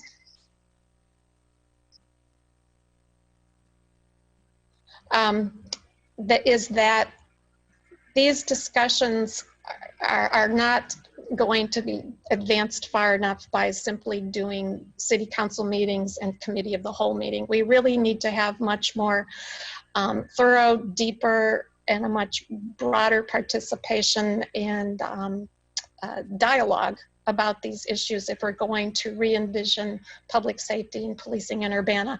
I'm recommending that that we put together an advisory committee to the council and mayor on public safety and policing, again, which seeks very broad community input in different types of venues. Some of the topics that this committee might be tasked with looking at, and that's what I'd like input on tonight, is what kind of model do you want for civilian and oversight and accountability for the police department? Right now we have an appeals based model. If you want a different kind of model, it's going to take research and thought in terms of exactly what does that mean, how much will it cost, what does it involve? There's many different policies within the Urbana Police Department that I'm sure people are interested in looking at. That could be another section of this committee's responsibility. There's, if you talk about defunding the police, but what we're really talking about is reallocating a number of functions that the police currently do. I would call those the non-core police functions. We're going to need public safety officials to respond to times, as I said, to when people are in danger. The incident that Giovanna was talking about just a few minutes ago began when two intruders tried to get into an apartment, and the altercations and gun violence and stabbing resulted from that. So there are times when people need to be calling police if they're in danger, if a crime is being committed, but there are many other functions that we have defaulted to the police that we can look at and think about shifting, and that's the kind of thing this committee can look at as well. And I can tell you internally, the staff police department have already started to do that as well. So again, your police department can serve as a very important resource during this entire process, and it needs to. And then the other challenge is if we're going to do an emergency response alternative for mental health calls, we need a long-term sustainable financial plan for One Door. How are we going to pay for it? And it's not as simple as simply saying, well, take some money from the police department. So those types of efforts are going to take some work. So I welcome some input and your thoughts and ideas. Jared. I guess I'll kick us off, since this was part of the thing that Mary Alice and Dennis and I came up with at the special meeting from June 25th that we're finally getting to a month later. You know, I'm glad to hear, Diane, the committee suggestion, because that was going to be my primary push as well, was to form a dedicated body of some sort to address these topics going forward, because it is going, you know, we could spend all night, every night, at every committee of the whole and every city council meeting working on this, working on these topics. So I adamantly support forming something. I would certainly hope that there would be an opportunity for council members to be on that committee. I think it goes without saying, would be interested in being involved in doing anything along those lines and being involved in where that vision goes forward. I think that one of the other small things that I wanted to see if we could get some answers to, that we've been brought up a couple of times, was having council access to the unredacted UPD policies. I know we had brought it up, but we kind of went around in a circle of the discussion, and I don't think we ever got a full response to Seraphin on whether or not we can review those policies.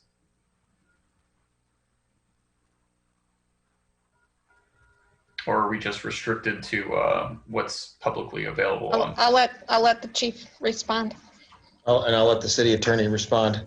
No, I think the issue, yeah, I believe there should be some. And Jared, just so that you know, after our last meeting a couple weeks ago, I was not here last week, but a couple weeks ago, one of the things that we had done was to sit down with our current FOIA redaction specialist, Tony Weck, at the city, and he was tasked with reviewing all, and I believe there are 26 different redactions in the current policy. And the reason we did that was because we would get several, or people would, I want to see this policy, I want to see that. So in an attempt to preemptively just get all 163, I think there are total policies out, the redactions were initially done back in, I believe it was 2015. And so we're reviewing those particular things right now, or we actually have a meeting set then next week with all the staff to say, this was the redaction, this is the process, and we want to keep this. Or we don't want to keep it anymore. Now, in light of certain things we have reviewed, we don't think this is, this needs to be redacted. So that's currently ongoing. With regards to city council ability to look at all the redacted pieces of that, I guess I don't know exactly, and I see that Mr. Simon has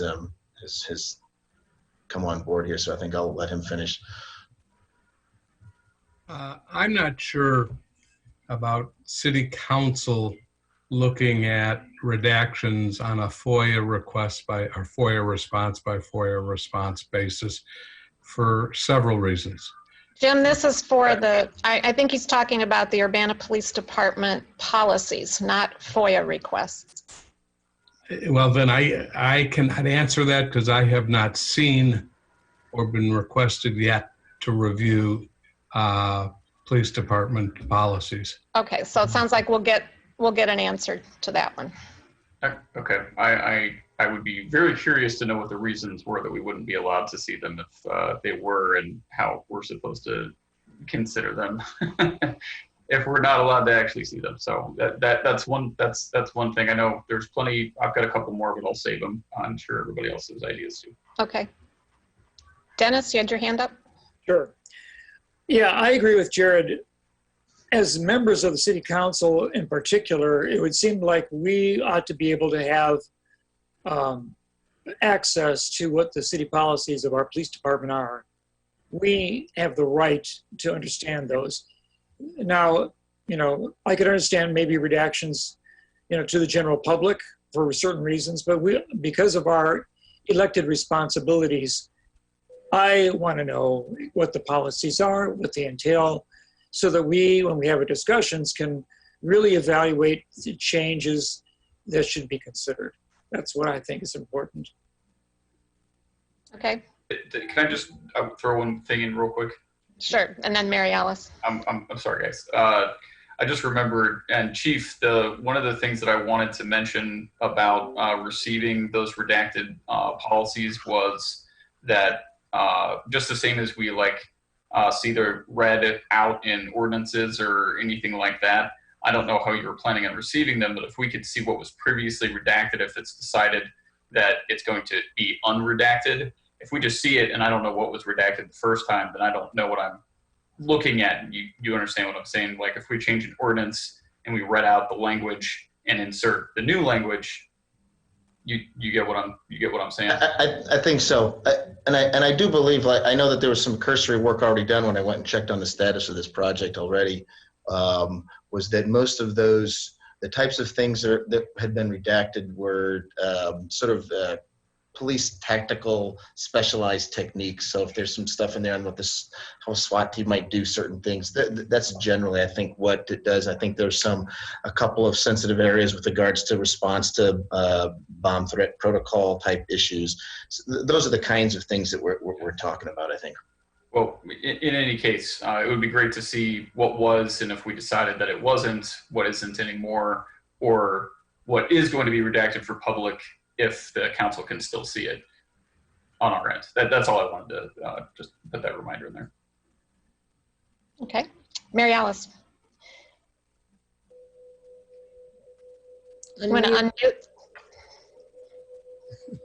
Sorry about that. I wanted to thank you, Diane, for putting together that short PowerPoint. I had gone through and kind of tried to organize my thoughts after June's meeting. And I kind of came up with these three general areas that people have been discussing. One is community conversations, participation, engagement, and accountability, which is a lot of what you covered in terms of what the city is already doing. The second thing was transparency, and the third thing was structural change. And so as I see it, those are the three kind of general areas that we're talking about here. And just to kind of add a little bit of information to the community conversations, participation, engagement, and so forth, I was thankful for the young group of high schoolers who gave a presentation at the very beginning of that meeting, and they had come up with some ideas, some that may already be happening, some that aren't happening, and I think it would be worthwhile to really engage with the youth and in the schools in terms of how community government works, what can we be doing to help them. So they offered a suggestion of coffee with a cop, I think was one of the things that they had discovered. And then Giovanna had talked a bit at that meeting also about how there's not very much interaction with the police force in her community that's positive. And she was talking about COVID and delivering of different items. And I think that the community engagement officer that we're hiring really should be focused a lot on working with these neighborhood associations, trying to help listen to what their needs are and then bringing them back to you and to the human resource officer. So I think that can also improve communication and really give a direct access point to people who are in the neighborhoods or individuals even, that they would be able to then talk about their concerns and things and ideas that they have. In terms of transparency, one of the things that, Diane, you and I have talked about this, is that frankly our website is not very organized. It was brought home today in a posting on Wuno when somebody asked, well, how are we supposed to find out when these streets open? And I just use this as an example because we had forwarded some information to the neighborhood group about intersection opening soon. So I think that in terms of transparency, really what we need to be doing is we need to be bringing all these resources together into a cohesive website. If we have the mind towards providing information to our community members, not only with police, and we absolutely need to do that with policing, but also with public works. So one of the things that we have is the open data portal. And in the open data portal, we have all the budget information, we have all the police stops. There's a huge amount of information there, but it's kind of hard to find. And I really think we need to take a time to think about what resources are people talking about. I'll give another example. A lot of people have been talking about evictions and eviction problems. So the Cunningham Township has an eviction prevention program. I don't know how many people know about that. There are a lot of programs out there that as a city, we need to be getting the message out to people, that these are the resources in our community that you can reach out to if you have some of these things. So I think that we need to have a really good conversation and implementation of a new way to give information to the constituents. Included in that is publishing of civilian complaints, and we had talked about FOIA requests, so that can all be bundled in there with this kind of transparency idea on the website. And just kind of as an aside, I know this isn't particular to this conversation, but I did want to let the community know that we have a consolidated action plan that specifically addresses affordable housing. And there is public participation that people can do to say where they feel those funds should go. So there are other opportunities, and this is another example of something that we should be communicating, for people to be able to have input into how we use the resources that we currently have. So that goes to my third part, which is structural change. So the issue we have here is we have a lot of different organizations. We have the Urbana City, we have the Sheriff's Department, we have the court systems, we have the State's Attorney's Office. We have a lot of different systems that make up criminal justice in our community. And it's very complex. And frankly, there are pieces that I'm still learning as we go. And I think it's really important that we have somebody who can sit down and take an inventory of where are these gaps? What gaps are we not filling here from whatever power we have within the city? Now it's going to take coordination with other entities such as the one door policy. But I think that your idea of having a task force that specifically addresses some of these areas, I think is something that we absolutely have to do. We can't continue to dedicate most of our time at city council meetings. This really deserves its own group looking in depthly at these issues. So I'm strongly behind having a couple of task force, because I think it's too much of a job for one task force to do. So we might have very guided information. So I'll stop at that, but those are my kind of three summarizing. Yeah, I envision the task force, the advisory committee there should be an umbrella, but it needs to be very, very carefully facilitated with chunks, chunk it out and assign and have subgroups focused on a particular issue once those are identified. And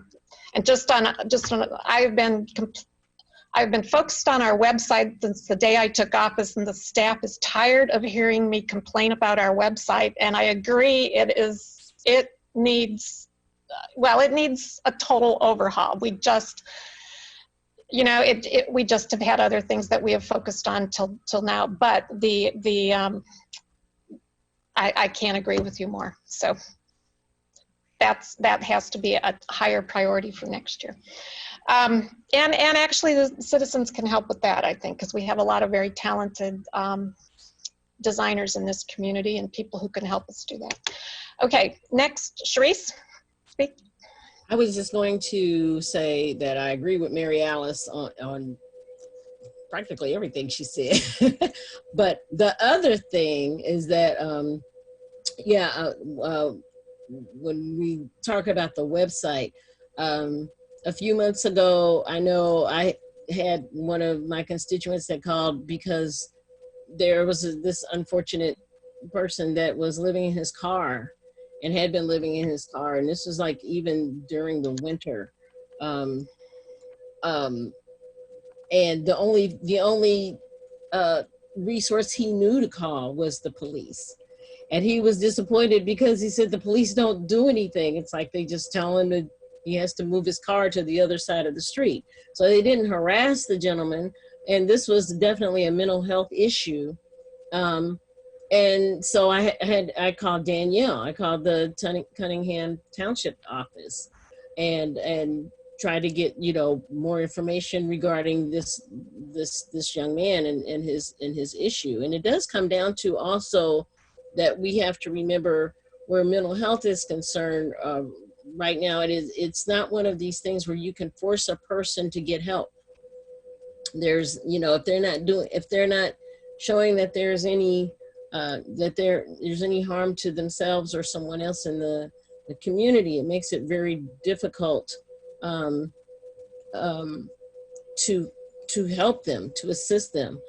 And the other thing that regarding the one door, I had read an article of a city, I think it was in Oregon, that for several years have had like a triage team that they send out, that gets sent out to every issue that may involve domestic violence or whatever, but it's like, a social worker, an EMT worker, as well as police officers that show up to that. And it's been, it started off really small because it was a new idea, but little by little that is something that started to work out better when it wasn't a total like shots fired or something like that, but with domestic calls and noise complaints and so on and so forth. They've been pretty successful in that, and I thought that would be a good template too for trying the one door policy. You might be referring to Eugene, Oregon, Cahoots. Yeah. Does that sound familiar? Yeah, that's a good one to look at. And it seemed to be a working program that other cities could actually use and use as a template to try to set up their own. And I thought that would be a good template for one door. I think one door sounds like an excellent idea. I'm hoping that it will come to fruition, but like you said, we have to find the funds for it, because you don't want it like, it's something with changes in the city and the way the city changes and administrations change. It's so easy for somebody to just come and take something that's been put in place and get rid of it. We've seen that on a national level, and it doesn't always, it's not something that always is helpful to the citizenry. So if we put this in place, I would like to see it as something that could be a permanent as permanent as our police force. Right, that's the difference between programmatic change, but you were looking at structural change, which is permanent. Mm-hmm. Okay, any other comments? Dennis and then Jared. Okay, so I would like to have us explore again the whole topic of traffic stops and racial biasing. Gerald Cruz has offered a lot of interesting and I think useful comments about that. He had an op-ed piece in the News Gazette last week raising a lot of issues. I think that that's one of the issues that we would like to try to resolve finally after I think several years of discussion about it. There's got to be some way of becoming smarter and more wise in concerning the public's experience, and especially the African-American experience of being stopped on the street, especially when it's not related to a response for an individual call for service that indicates that there's people leaving, getting away via a vehicle. So this is one of the topics I think needs to be aired out and looked at carefully. And I'm willing to also reevaluate the presence of armed officers in the schools, the SROs. There's been a lot of comment even tonight about that. I think that it would be wiser to have accredited and well-trained guidance counselors to assist in the school programs and to help the youth of the high school and junior high school, in that the SROs are not really their duty is not to interact in discipline matters in the school. So if you have the police officers being present, in case of a possible but unlikely 1,000 to 1 experience of an active shooter in the school. But if our police department is 8 blocks away and it's a 2-minute drive, I think we have the response time to do that kind of a policing. But I'm not sure that the presence of armed police in the schools is making the students necessarily feel like their interests and their concerns are being answered. That's why it's really important to get feedback from students themselves and how they feel about what is needed in their community, the school experience. I think Jared was next and then Bill Colebrook. I'll yield to Bill. Well, thank you, Jared. So I just wanted to respond to Dennis. Yeah, I think it's important to study the issue of the school resource officers. Obviously it's critically important to know what the students want, but in addition to the students, the parents, and then on top of that, the faculty and the staff, and even the visitors to our Urbana schools. So instead of just having opinions here on the board, I think it's critically important as we study the SROs and the future of the SROs, what the people think that actually are impacted by the SROs, their presence or not. Can I say something real quick? And Dennis, the other thing that I just want to say too is that it's not just, this year has kind of been a bust regarding what's happened with SROs and so on and so forth. So we really don't have any real data that we could go from, because for the most part, the school year was canceled as far as having children in the buildings themselves. But because my understanding too, where SROs are concerned, is that it's not that guidance counselors, and it's been my experience, I'll just say this as an educator, when children are being bullied or abused at school, the one thing I remember hearing a lot of, even when I would say something as an educator to vice principals and principals, is that, well, there's not a whole lot that we can do because you have to consider the privacy of the student and the privacy of the parents and so on and so forth. And then there's a whole other type of bureaucracy where just trying to get like the parents together with the other parents, and how that was always a problem. And in the meantime, this one little child is having, you know, anxiety attacks just showing up in the hallway. And my understanding where SROs are concerned is that if nothing else, it gives a child a authority figure that they can go to discuss, at least discuss the issue.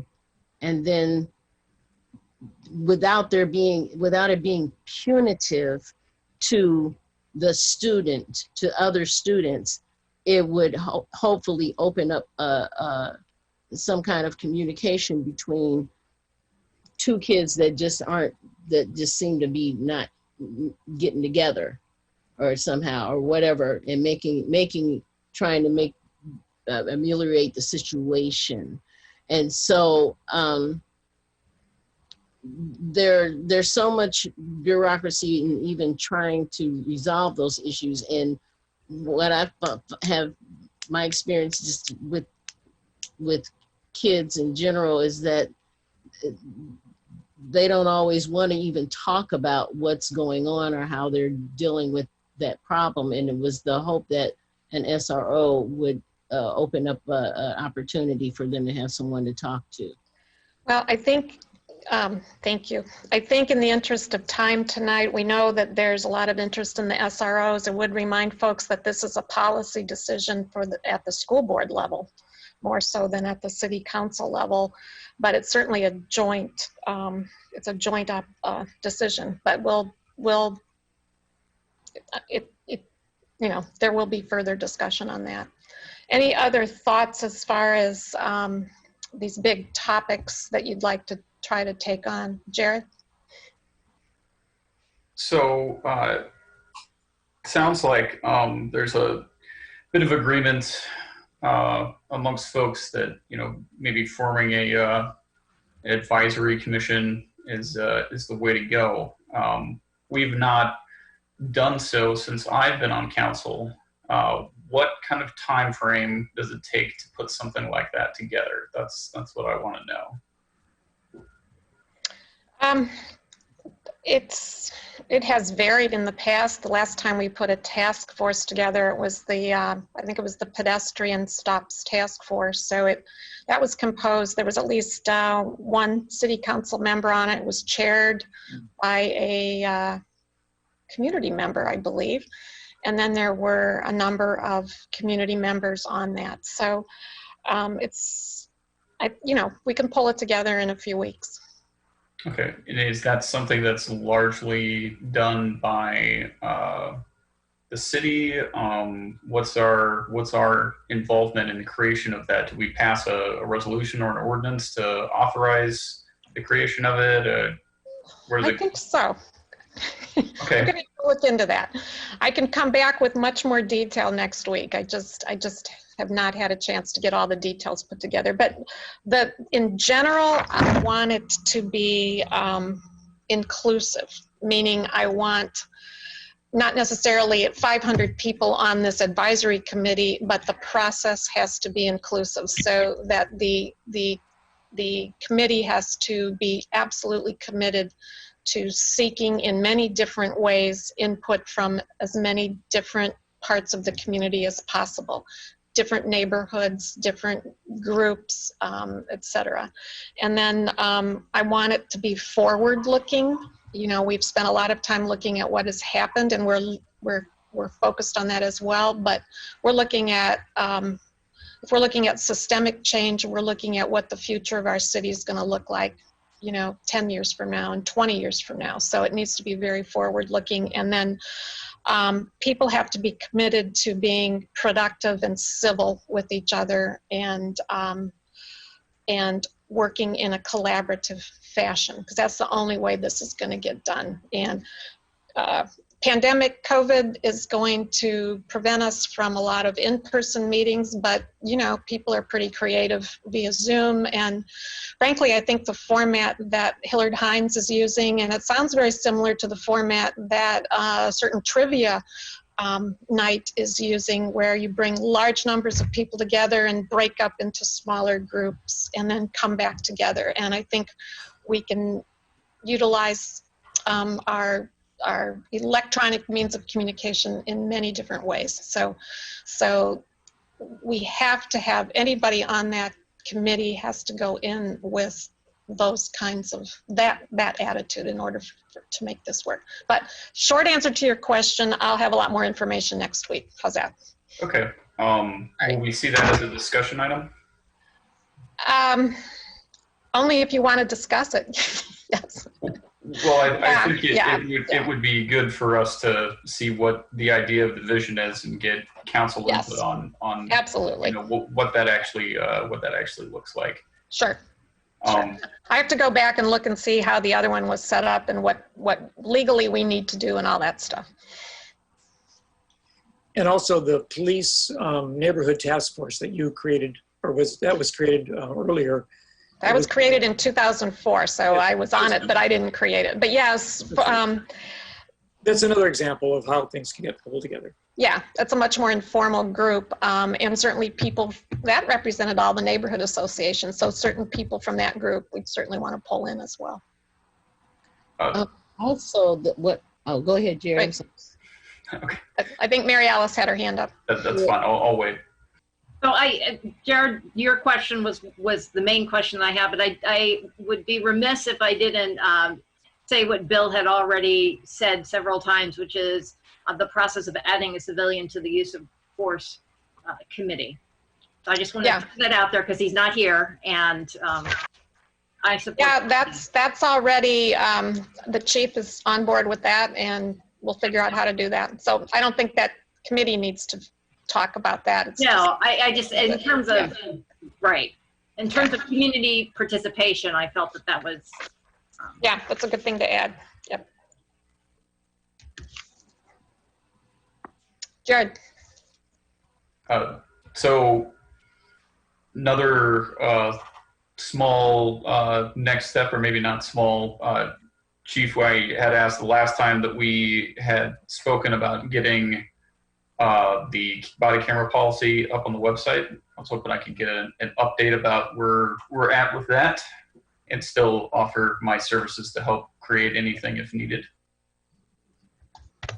So you're not talking about the policy, you're actually talking about the slides from the presentation from 2 weeks ago. Yeah. The slides, the description of the policy, the flow, all of that kind of stuff. Sure. I wasn't here last week. I don't know if that is up or not. I know the policy itself is up. We'll get that up. You want the PowerPoint up? The PowerPoint with the FOIA flow in an actual readable format instead of that blurry mess you guys got. Yeah, I mean the PowerPoint is like, that's just one piece because there's a lot of information, a lot of detail contained in that PowerPoint. That's just the outer layer of that big dense onion. And what I was describing was having the information that is buried within the layers of those onion in that onion in there as well. Because it's not just like, hey, here's what we talked about, here's some PowerPoints, because, each one of those things, we all had questions about each one of those things. So when I was talking about putting up body camera information on the website, we need to get into a level of detail for people to be able to understand. And, that flow chart is one example of those things. That sounds like you're going to need some more discussion offline as far as what sorts of things you'd like to see in that. Okay, happy to do so. Okay, Bill Colbrick.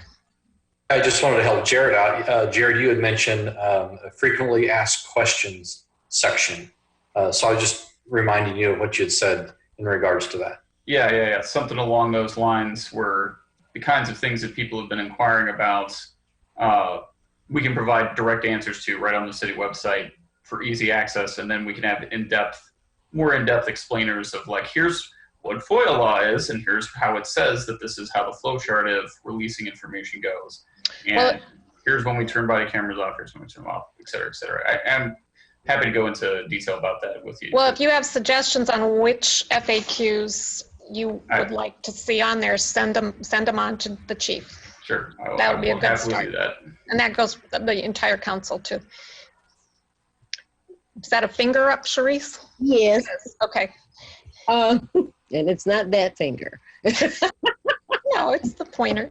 It's the pointer. The other thing, I had a very interesting conversation with Carol Ammons, and she had brought up, and I think this would be a good thing to do in conjunction with our 10 shared principles. She had brought up, and I went and pulled down the Evanston, the city of Evanston, and how they had a resolution, and I think it would be great for the in conjunction and in concert with the 10 shared principles to end structural racism and achieve racial equity. And it's an excellent resolution that I think we could use as a template in doing exactly that. And it also discusses, let me go back here, an issue regarding a type of reparations fund, but I don't want to run before we even crawl. But in subcommittees, it's an excellent, I think, an idea for something that Urbana could possibly adapt, and to make it, just to keep us on our toes regarding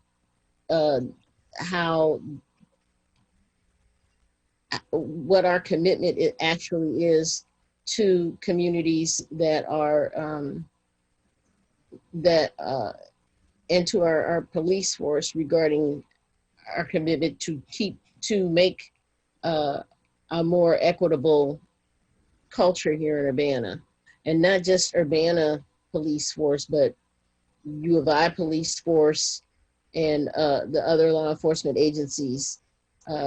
Something that we might all be able to endeavor to do. Okay. So if yeah, if you can send that information on, please do. I will. I'll Okay. send the link. Okay.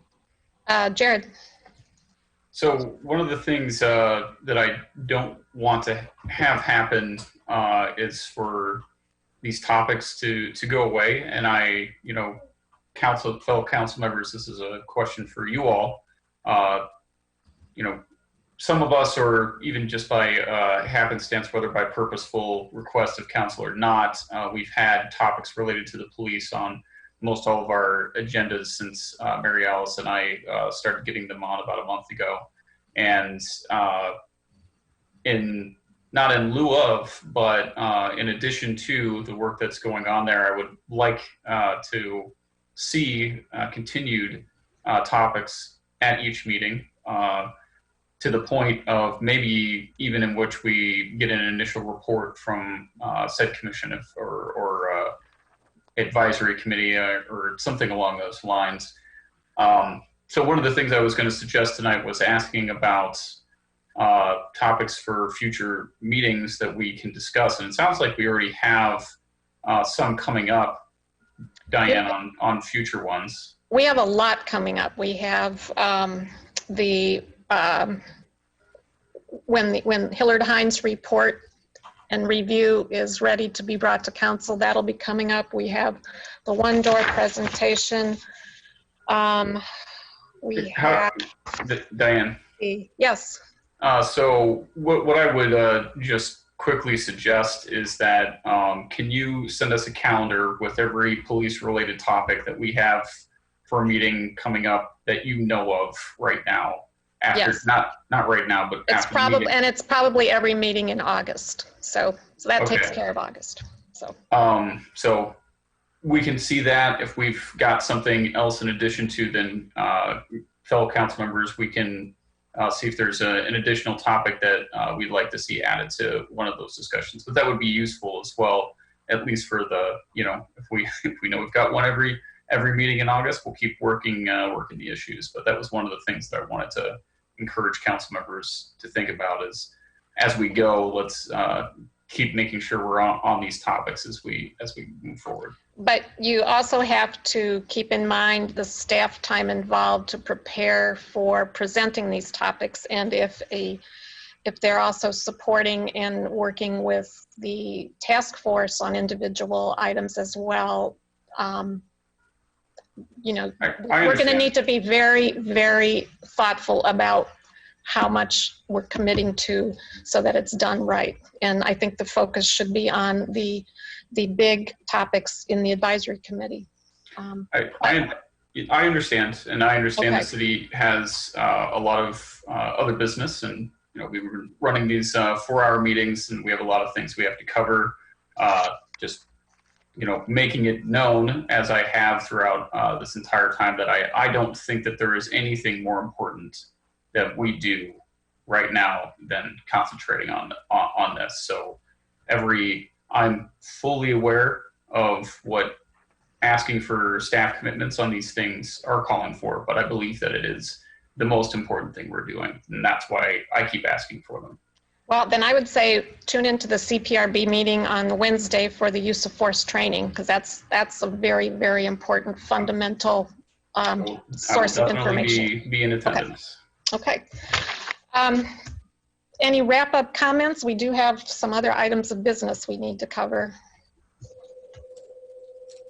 I would ask the council if there are other major topics that you think this task force or subcommittee or this advisory committee should focus on. Please send them in, and I'll pull them all together, and then we'll need to decide, probably pare it down a little bit and see what you want to focus on, but at least we'll know what you want to, what you have to choose from. And Bill Brown will be back next week to contribute to the discussion. Jared. Just one more quick item, since we're kind of in a discussion, police adjacent, but kind of just the public input. I did have a couple of people who had hit me up, and I know when we were originally doing the meetings, we were kind of giving a verbal instruction to people about how to join the Zoom thing, and I think we're all just assuming that everybody knows how to use Zoom at this point. But I had a couple of people who did not understand how to get in and were in the participant window but could not get their hand raised, and I wasn't able to tell them how to get there in time. So we might want to consider reverbalizing that for people who are in attendance at the meetings again at the beginning. It's a good reminder. Thank you. Okay, thank you very much, and much more to come. All right, we'll move on to the reports of the standing committees. This would be Councilmember Sharice Hersey. Yes, I'd like to bring to the City Council for consideration. I think, Dennis, you had something first before you had something to say. I guess this would be I have something to say it also. This would be a staff question. Has item A, the ordinance approving the amendment to the comp plan, been pulled from the agenda? We would like to have a couple more weeks to finalize the changes that have been under discussion. So as Dennis indicated, considering that on August 10th would be preferable. Okay. Do we need to vote on that? No. Are we keeping this in committee then? The intent was, the motion last week was to send it to this meeting without a recommendation. So it is staff's desire that it goes to council also, just continue without recommendation, and then we'll bring some slightly tweaked language. So for the clerk, I guess, do we need a motion to move that on to the August 10th meeting? I see a nodding of a head. Okay, so we need a motion to move this ordinance 2020-07-038 on to the, is it a council meeting on the 10th or committee? To the council meeting on August 10th. So I would make that motion because it's part of my interest to do that. Okay. And I'll second that. Thank you. It's highly appreciated also, by the way. Thank you very much. Okay. Any discussion? Will the clerk please call the roll? Ms. Wu, Yes. Ms. Hersey, Yes. Mr. Roberts, Yes. Mr. Colebrook, Yes. Mr. Miller. Yes. That motion passes. Sharice? Okay, the next is item B, ordinance number 2020-07 -039, an ordinance approving an amendment to the 2005 Comprehensive Plan, Urbana Bicycling Wayfinding Plan, Plan Case 2402 CP 20, and I'd like to bring that to the council for approval. Is there a second? I can second that. Moved by Sharice, seconded by Mary Alice. Any discussion? Okay, will the clerk please call the roll? Ms. Wu, Yes. Ms. Hersey, Yes. Mr. Roberts, Yes. Mr. Colebrook, Yes. Mr. Miller. Yes. That motion passes. And last item is Resolution 2020-07-033R. Yes, bringing to the council, city council for, hopefully for approval, resolution number 2020-07-033R, a resolution authorizing acceptance of a grant from Market at the Square, Link Up Illinois Grant, SNAP Double Value Program 2020. Is there a second? I'll second. Okay, I missed that. Who was first? Dennis. I think Jared was. I'll take it. I'll take it. I'll take it.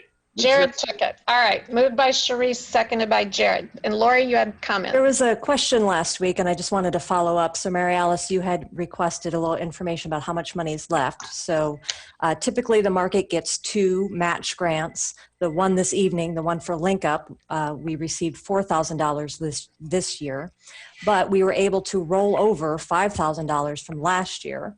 So we've just started tapping into that one. So in that grant, we have about $8,000 left.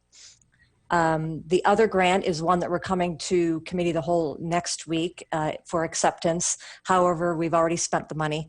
So we got that one right early in the season. That is from the Illinois Farm Credit for $5,000. And that one's pretty much exhausted. Okay. Thanks for the update, Lori. Appreciate it. Okay. Will the clerk please call the roll? Ms. Wu, Yes. Ms. Hersey, Yes. Mr. Roberts, Yes. Mr. Colebrook, Yes. Mr. Miller. Yes. That motion passes. Thank you, Sharice. Mm-hmm. Next up is reports of special committees. Reports of officers. We'll just give council a heads up. There will be bringing a budget amendment to council next week, which will include, among other things, I don't remember all the details, but will be additional funding for the full-time human relations officer, among other things.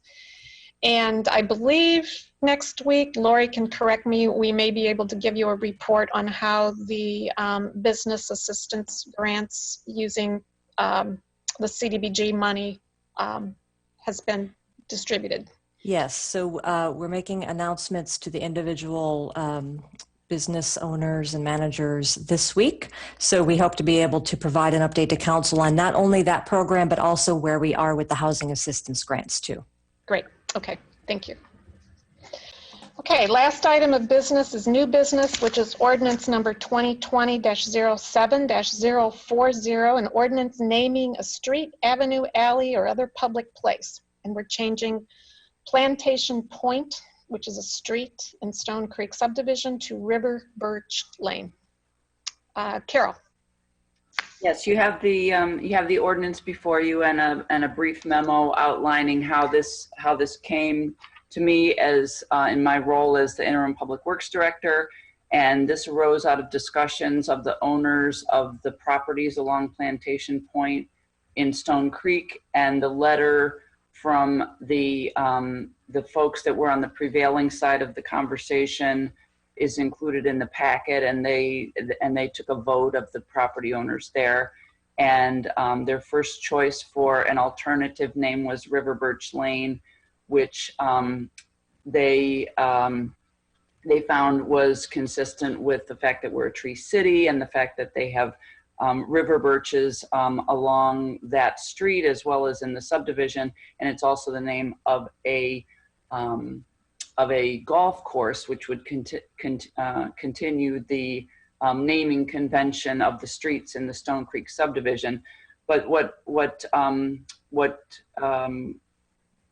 caused them to take this action was, and in their words, they wanted to change the street name to, quote, because of the inferences to a plantation's historical role in slavery in addition to other definitions of the word.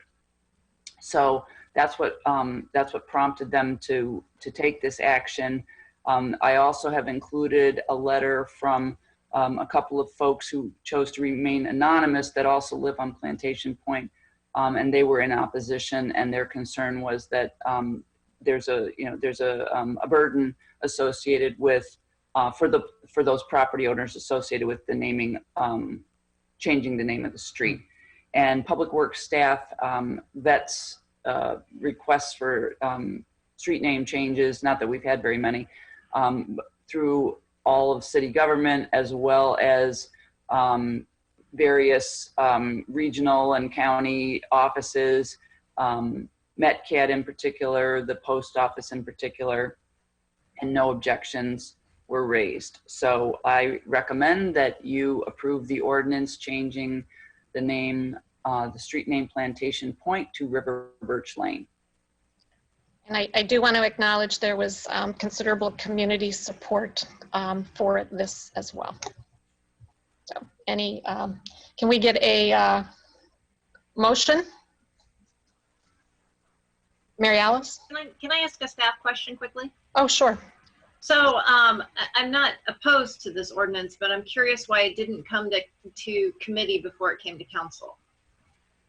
Only because we felt that time was of the essence, given that there's a strong desire to take action in this in this general area of this topic area regarding racial equity. And so if you'll notice, it's very little time elapsed in order for us to even process this application.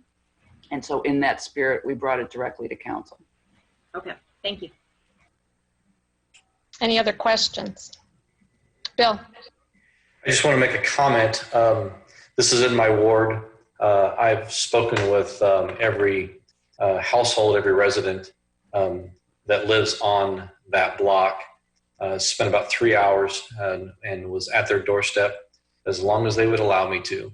And although it appears to be 6-2 of the 11 residences that are currently occupied, because there is one other house that's currently being built. Although I think I perhaps have seen the future homeowners come and go. I've never personally spoken with them yet, but I did speak to every single household on that block, and there is overwhelming support on the block for this this name change. There is only one resident on the block that is opposed, and it was for some of the reasons already stated, because of the expense that would go towards having to change driver's license and other legal documents. But it, kind of the, I guess, just the time that it would take to get those things done as well. I find it curious that there was 2 people on that one document that were opposed. If there was 2 people, I didn't meet the second one. Like I said, I literally talked to everybody, and there may have been somebody initially that was opposed, but by the time I got to them, maybe they weren't as opposed as they were when they first did it. Now, having said that, there was a couple residents that were kind of middle of the road. They weren't really for it, and they weren't adamantly against it. They were middle of the road, and they said they were in the middle of the road, kind of like, they really didn't want to be put down as a strong yes, but at the same time, they didn't want to be put down as a strong no, because they clearly understood the reason behind it, and that they were in essence in approval of. So I'll just go on record to say I haven't spoken to everybody. There's just one that currently lives on the block that's opposed. Now there could be somebody that's unnamed and opposed, but they just happen to own property on the block. But I'm not for sure if that's a situation or not. I just wanted to give that input to the rest of the council. Thank you. Can we get a motion and then have discussion, please? Bill? Since it's in my ward, I'd like to do the motion for approval. Sure. Okay. For ordinance number 2020-07-040, an ordinance naming a street, avenue, alley, or other public place, changing Plantation Point to River Birch Lane. Is there a second? A second. Sharice? Okay. Okay, discussion. Sharice?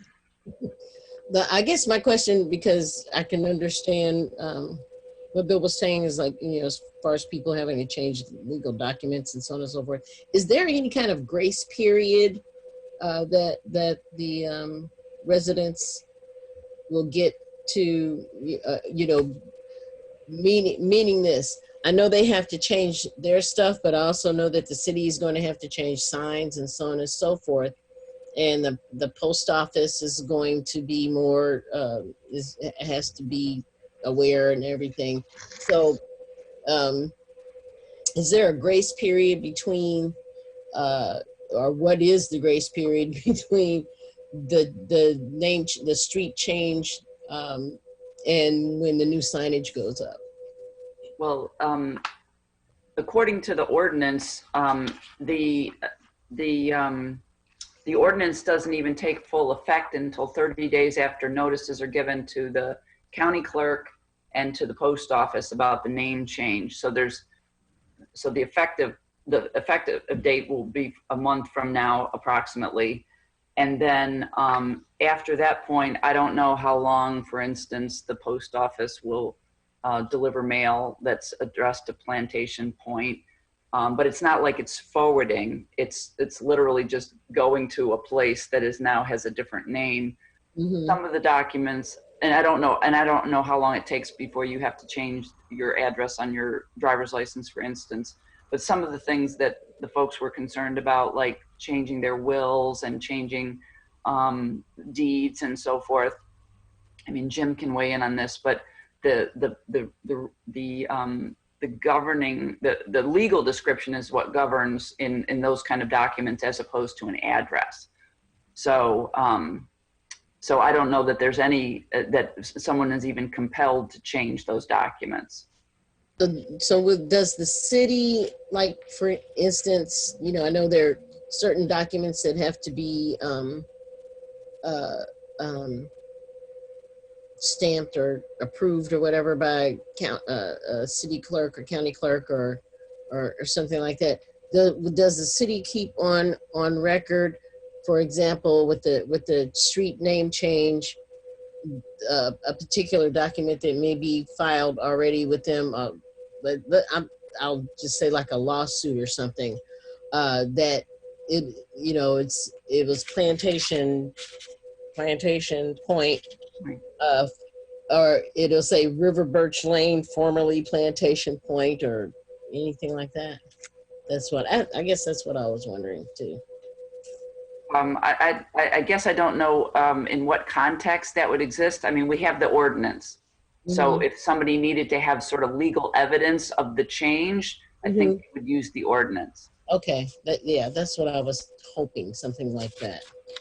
There is a lot that has to be changed, which is why we do not change street names. It happens very, very, very rarely. I mean, it's just a lot of work. So that's why. Yeah. Bill Colbrook. I've got a question for staff or maybe Jim Simon. So I'd be remiss if I didn't ask on behalf of the residents that I talked to. Some of them have said, by no fault of theirs, that this is going to cost them money. Is there any way to get perhaps some fees that are, especially that are city fees, if they had to change to get those fees waived? Or is there any other way on behalf of the city to the residents to remunerate maybe some funds to them. So it's a no-sum game for them, once again, because in their opinion, this was no fault of theirs. They just kind of got swept up in the moment. Bill, that would be more of a policy question because it impacts the budget. There's nothing legal that would prevent that because the name change is being presented by the city. Probably the most critical documents that the homeowners would need to worry about would be their driver's licenses. And it would be no different, frankly, than if they moved to another location, go in and get their driver's license changed. I don't know what the time frame is for doing that. Voter registration would likely require that, and they would want their voter registration card changed. I don't think there's a fee for that. And possibly if they have a passport, though your address does not appear on your passport, it is within the federal records. And if you have one of these bypass type cards for speeding through airports, that would have to be changed. There are a lot of things, credit cards, but that would be no different than your typical address change. The other thing they could do to assure that they continue to get mail for a period of time is to, even though the post office will have the new address, they should probably register, at least ask the post office, register the new address through the mail forwarding service, and that can be done online and there's no cost for that. So they should get their mail as pieces come in. They can advise creditor, your credit card, their mortgage company, etc. It is very important for them to notify their mortgage company, so the mortgage company does not think that they sold their house without notifying the mortgage, because if they think that, that could trigger what's called the due on sale clause. So they need to go through all of their legal documents. Wills, there's no rush for that because the wills and trusts are in the name of the individuals. They do put the address on, but that's easily traced. An heir could pull up the ordinance and that would take care of that. But for convenience, at some point, they should do that. I appreciate that. And I guess I've got another question as well. Is whoever communicated with METCAD, so a couple residents have a safety concern. So when this is changed, is METCAD going to flip a switch and then automatically any calls for emergency services to Plantation Point, they would be automatically redirected to River Birch Lane, and there would be a seamless transition because, frankly, the way they put it is, they wouldn't want an ambulance or a fire truck or a police car to be delayed even by a few seconds by any confusion of the new street or the change in the street name. I believe Public Works would notify MEDCAD, and certainly our fire department can notify MEDCAD. They maintain what they call run cards, and that run card, if somebody's around to make the change, can be updated probably within minutes. They go into their system and update it. They're going to have a transition problem, and I don't know how MEDCAD handles it. I'll just break in here. That's probably the single most important change that we need to make sure happens from the city and county end. So yes, it will be done. And that's what I was going to ask. Just make sure somebody on the city end. There's a process. There's a system for that. So okay, yeah. Thank you. Yeah. Sorry, Jim. Okay. Any other questions? Discussion. Dennis. I just want to thank you, Bill, for doing a personal survey on the block to find out what people think. I know that I was involved with the request for changing North Urbana Drive at one time when early in my career here on City Council to Flexingate Drive. And the only business on the block wasn't Flexingate because they didn't actually have the door facing that block or that city street. So ultimately we honored the only business who had an address on that street not to change it. I guess it was kind of insulting for the owner of Flexingate. But it's due diligence to go out there and ask people really what they think, because not everybody's going to enjoy the change and the responsibility. But if it sounds like they volunteer to make the change, the city's not requesting that they make the change, that the neighborhood has decided to do it and come forward. So, I'm sure they can handle whatever legal fees or inconveniences can be done to make that a permanent reality. And I do want to acknowledge this effort was led among the residents by Angie Dimmitt. She did the legwork, the homework, and communicating with the neighbors, and worked very closely with the Atkins group, and also they communicated with the Division of Athletics, because of course the U of I now has an interest in the golf course. So they covered the basis to do this, and again, it's not easy. So it's why it doesn't happen very, very, very rarely. It's not easy, but it's thoughtful that they would consider it, I think. Yes, it was the right thing to do. Can I just add one other comment? Yes. Kind of in the spirit of all the things that we are grappling with here in Urbana.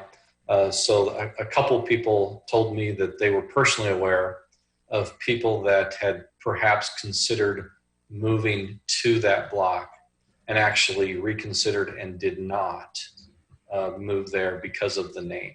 So I just want to put that out there, that was just thoughts that was expressed to me, that they had personal knowledge of a couple people. So in the spirit of what seems to be right, I think this is the right thing to do. Well, I'm glad you mentioned that, because there are still some vacant lots on that block. So There is. opportunities for investment on River Birch Lane are waiting for people. Okay, I think it's time. Can the clerk please call the roll? Ms. Wu, Yes. Ms. Hersey, Yes. Mr. Roberts, Yes.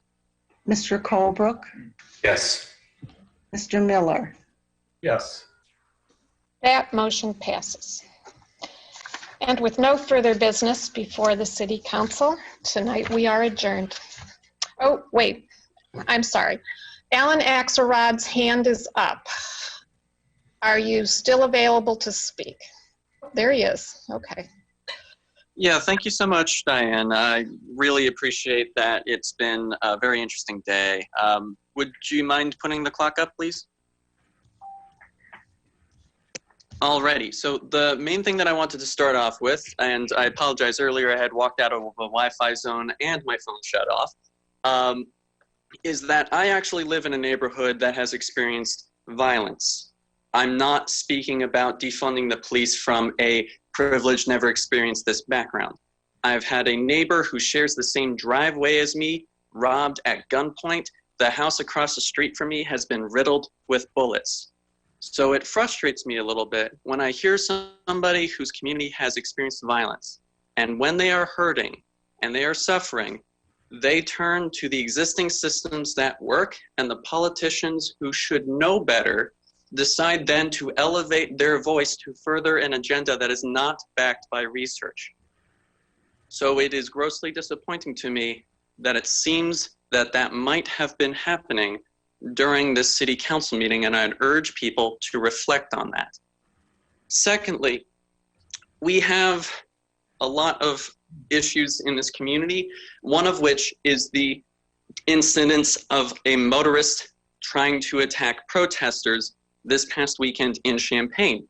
That constitutes the second motorist attack in Champaign, Urbana. There was one last month in Urbana near the intersection of University and Lincoln. So there were no charges filed in that instance, and in this most recent instance, we see the police they're basically dragging their feet in pressing charges.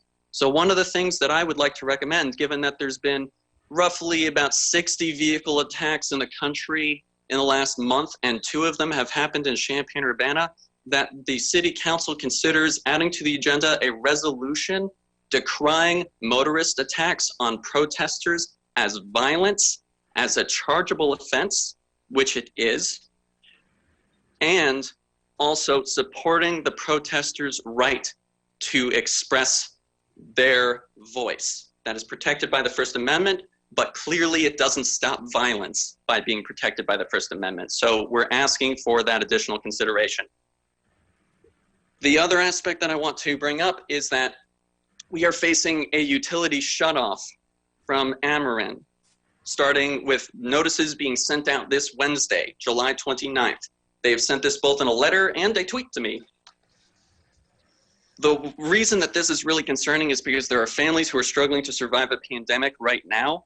And when the Illinois Housing Development Association conservatively estimated 500,000 homes at risk of eviction, which is double the number that they've helped in 53 years, it is unreasonable to assume that the state supplementation to LIHEAP will be sufficient. So I ask that there be further action there. Thank you so much for your time. Thank you. And referencing the incident last month regarding a motorist and the protest, I will bring some details next week on that particular incident. It was different from what happened in Champaign. So I don't want to speak without the police report information, but it was different from what happened in Champaign. And we absolutely do support and have supported for the past couple of months people's right to peacefully protest. In fact, there was a protest today, in fact, a car parade. So anyway, with that, oh, and I did forget one thing. Daryl Cruz also sent an email. I apologize for not mentioning it earlier. That text of that email will be incorporated into the meeting agenda, or the meeting record as well. And with that, this meeting is now adjourned. Thank you very much.